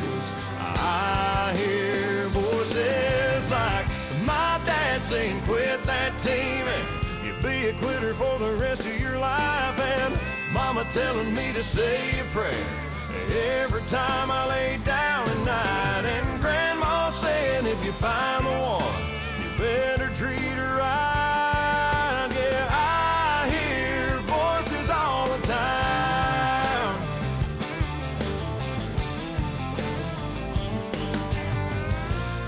Sometimes I try to ignore them, but I thank God for them, 'cause they made me who I am. My dad saying work that job, but don't work your life away. And mama telling me to drop some cash in the offering plate on Sunday. And granddad saying you can have a few, but don't ever cross that line. Yeah, I hear voices all the time. Yeah, I hear voices all the time. All the time.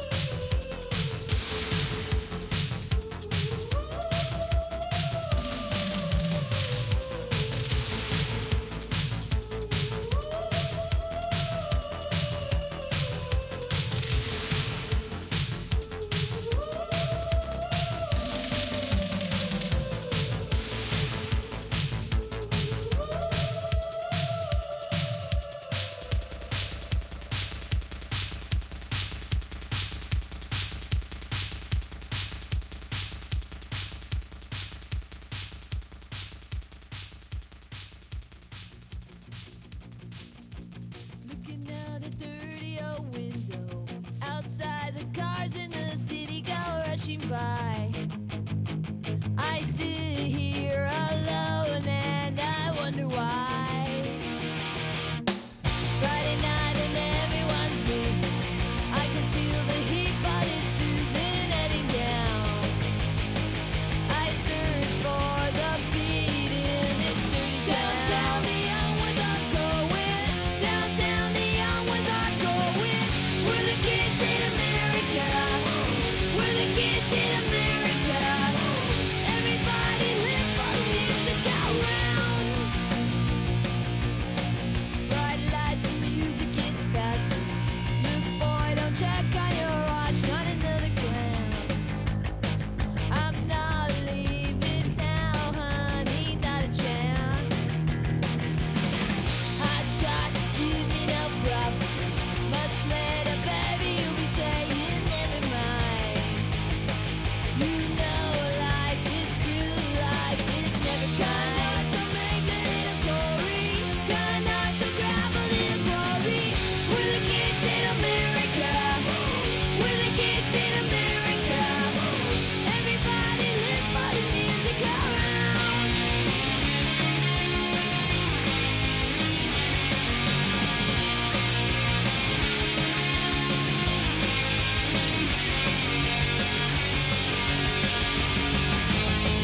Come closer, honey, that's better.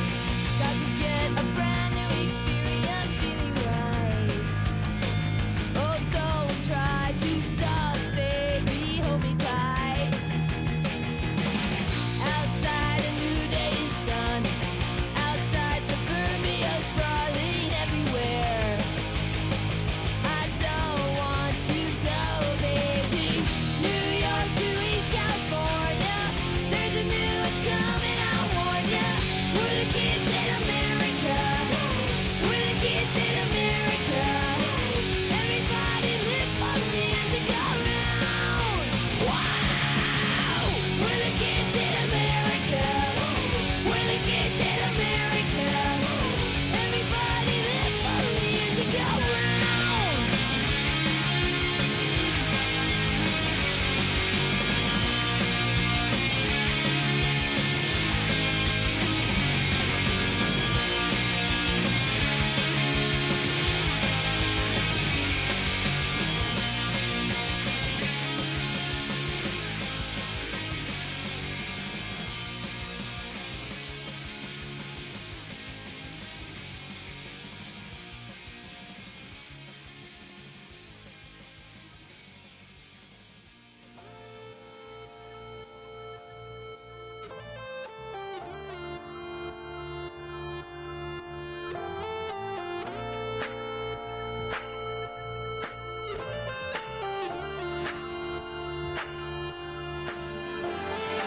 All my life been hustling and tonight is my appraisal.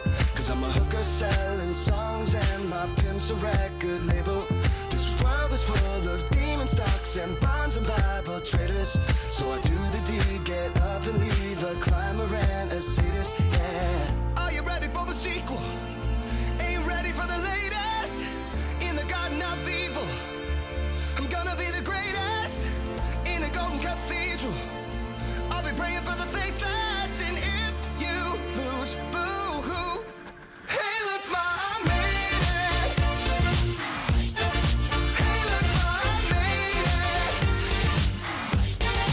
Everything's coming up aces, aces. If it's a dream, don't wake me, don't wake me. I said, hey, look, ma, I made it. Friends are happy for me, or they're honeysuckle phonies. Then they celebrate my medals, or they wanna take my trophies. Some are loyal soldiers, while these other thorns are rosy. And if you never know who you can trust, then trust me, you'll be lonely. Oh, are you ready for the sequel? Ain't ready for the latest in the garden of evil. I'm gonna be the greatest in a golden cathedral. I'll be praying for the faithless, and if you lose, boo-hoo. Hey, look, ma, I made it. Hey, look, ma, I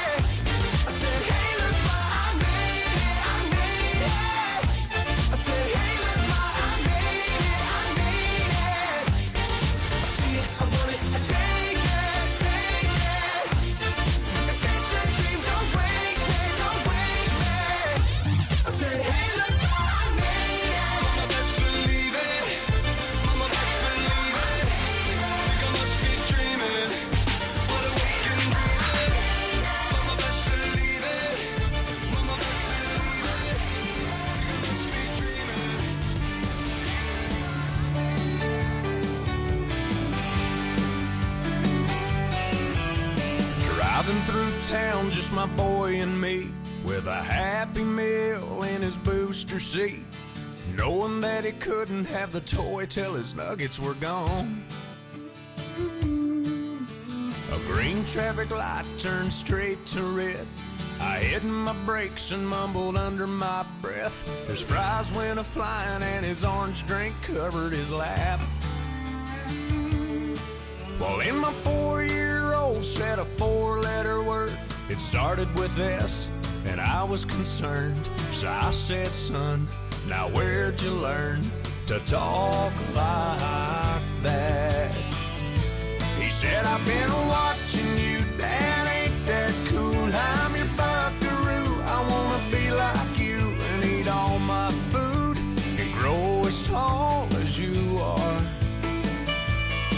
We got cowboy boots and camo pants, yeah, we're just alike, hey, ain't we, Dad? I wanna do everything you do, so I've been watching you.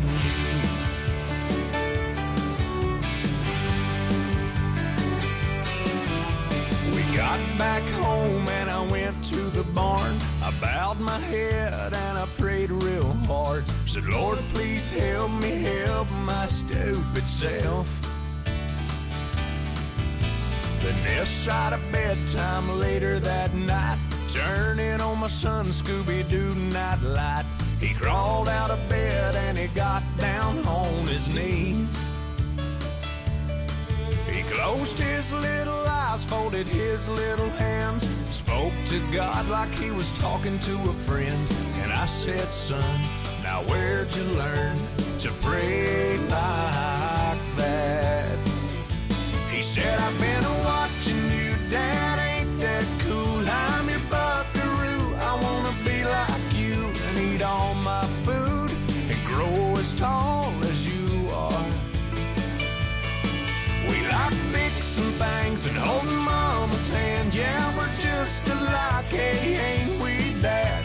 I wanna do everything you do, so I've been watching you. With tears in my eyes, I wrapped him in a hook, said my little bear is growing up. And he said, but when I'm big, I'll still know what to do.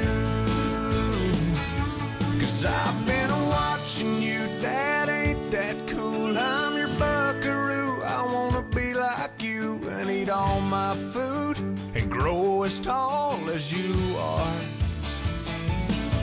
By then I'll be strong as Superman, we'll be just alike, hey, won't we, Dad?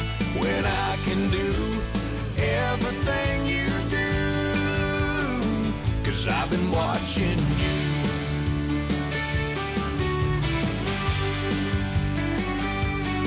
Hey, yeah.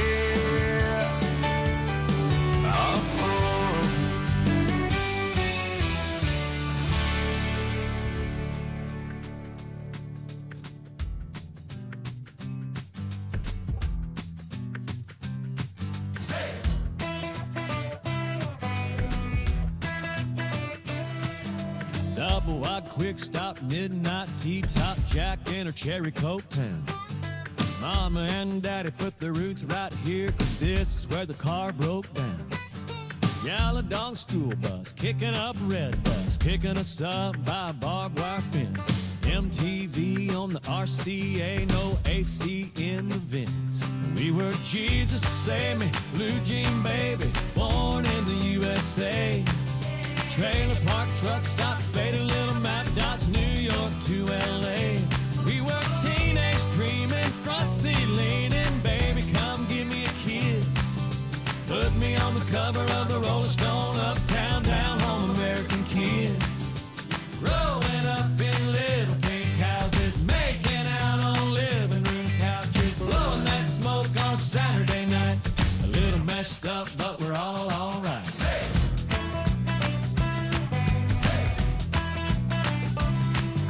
Baptist church parking lot, trying not to get caught. Take her home and give her your jacket. Making it to second base, but saying you went all the way Monday afternoon at practice. Sister's got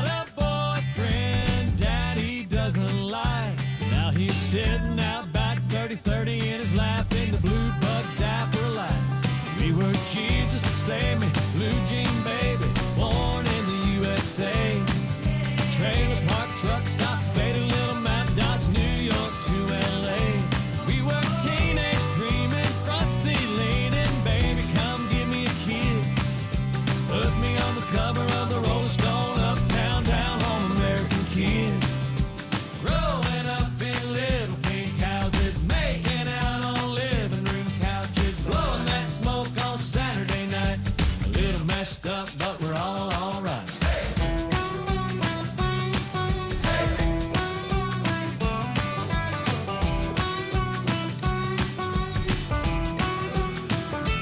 We were Jesus, save me, blue jean baby, born in the USA. Trailer park truck stop, faded little map dots, New York to LA. We were teenage dreaming, front seat leaning, baby, come give me a kiss. Put me on the cover of the Rolling Stone, uptown, down home, American kids. Growing up in little pink houses, making out on living room couches, blowing that smoke on Saturday night. Put us down. Talking about my generation. Just because we get around. Talking about my generation. Things they do look awful. Talking about my generation. I hope I die before I get old. Talking about my generation. This is my generation, baby. Why don't you all fade away? Don't try to dig what we all say. I'm not trying to cause a big sensation. I'm just talking about my generation. My generation. This is my generation, baby.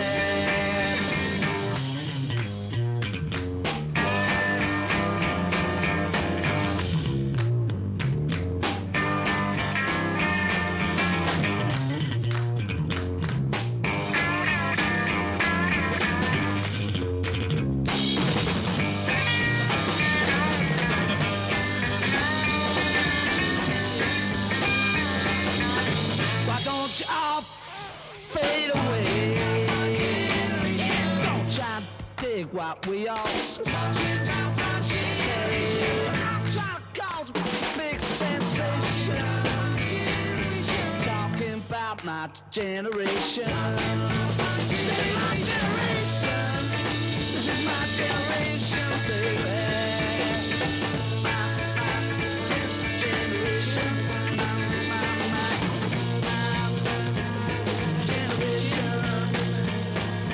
People try to put us down. Talking about my generation. Just because we get around. Talking about my generation. Things they do look awful cold. My generation. I hope I die before I get old. Talking about my generation. This is my generation, baby. My generation.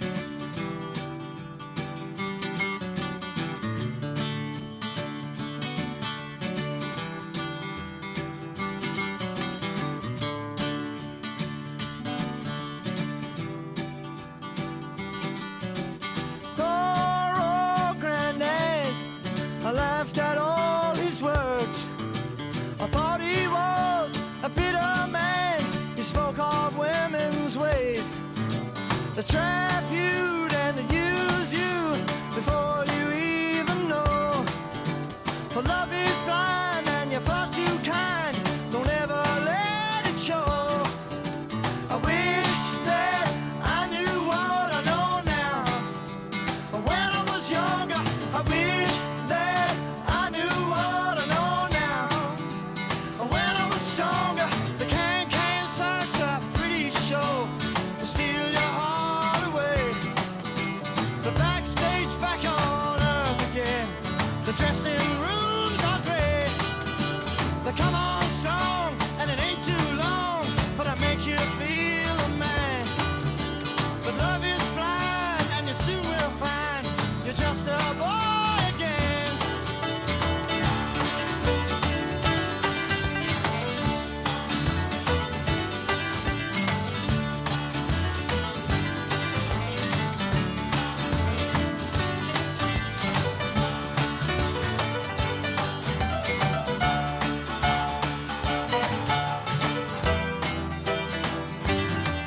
When you wanna live, you get a cheek, makes you wonder where you are.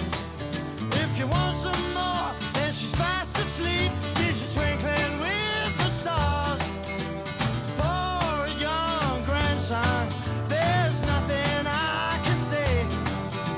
You have to learn just like me, and that's the hardest way. Ooh la la, ooh la la la la, yeah.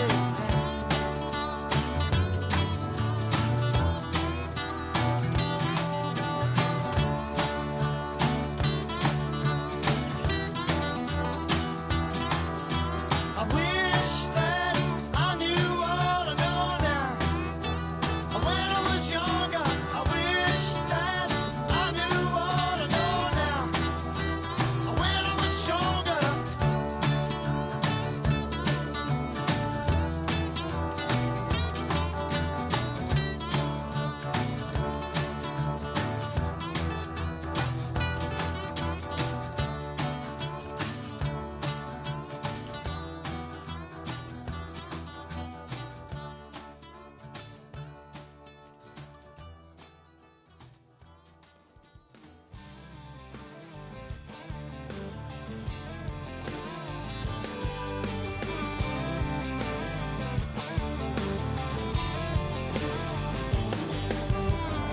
You could say I'm a little bit crazy.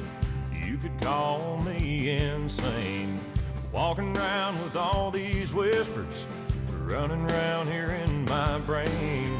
I just can't help but hear 'em. Man, I can't avoid it. I hear voices. I hear voices like my dad saying, work that job, but don't work your life away. And mama telling me to drop some cash in the offering plate on Sunday. And granddad saying you can have a few, but don't ever cross that line. Yeah, I hear voices all the time.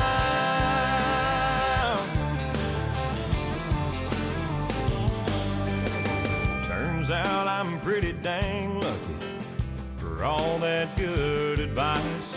Those hard to find words of wisdom hold up here in my mind.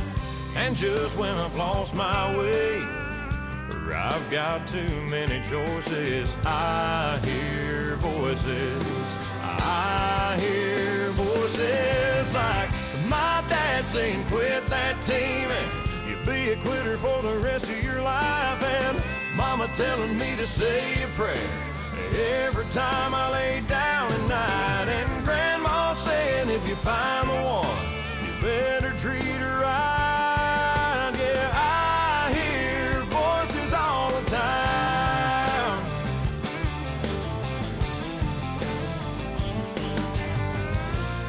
Sometimes I try to ignore them, but I thank God for them, 'cause they made me who I am. My dad saying work that job, but don't work your life away. And mama telling me to drop some cash in the offering plate on Sunday.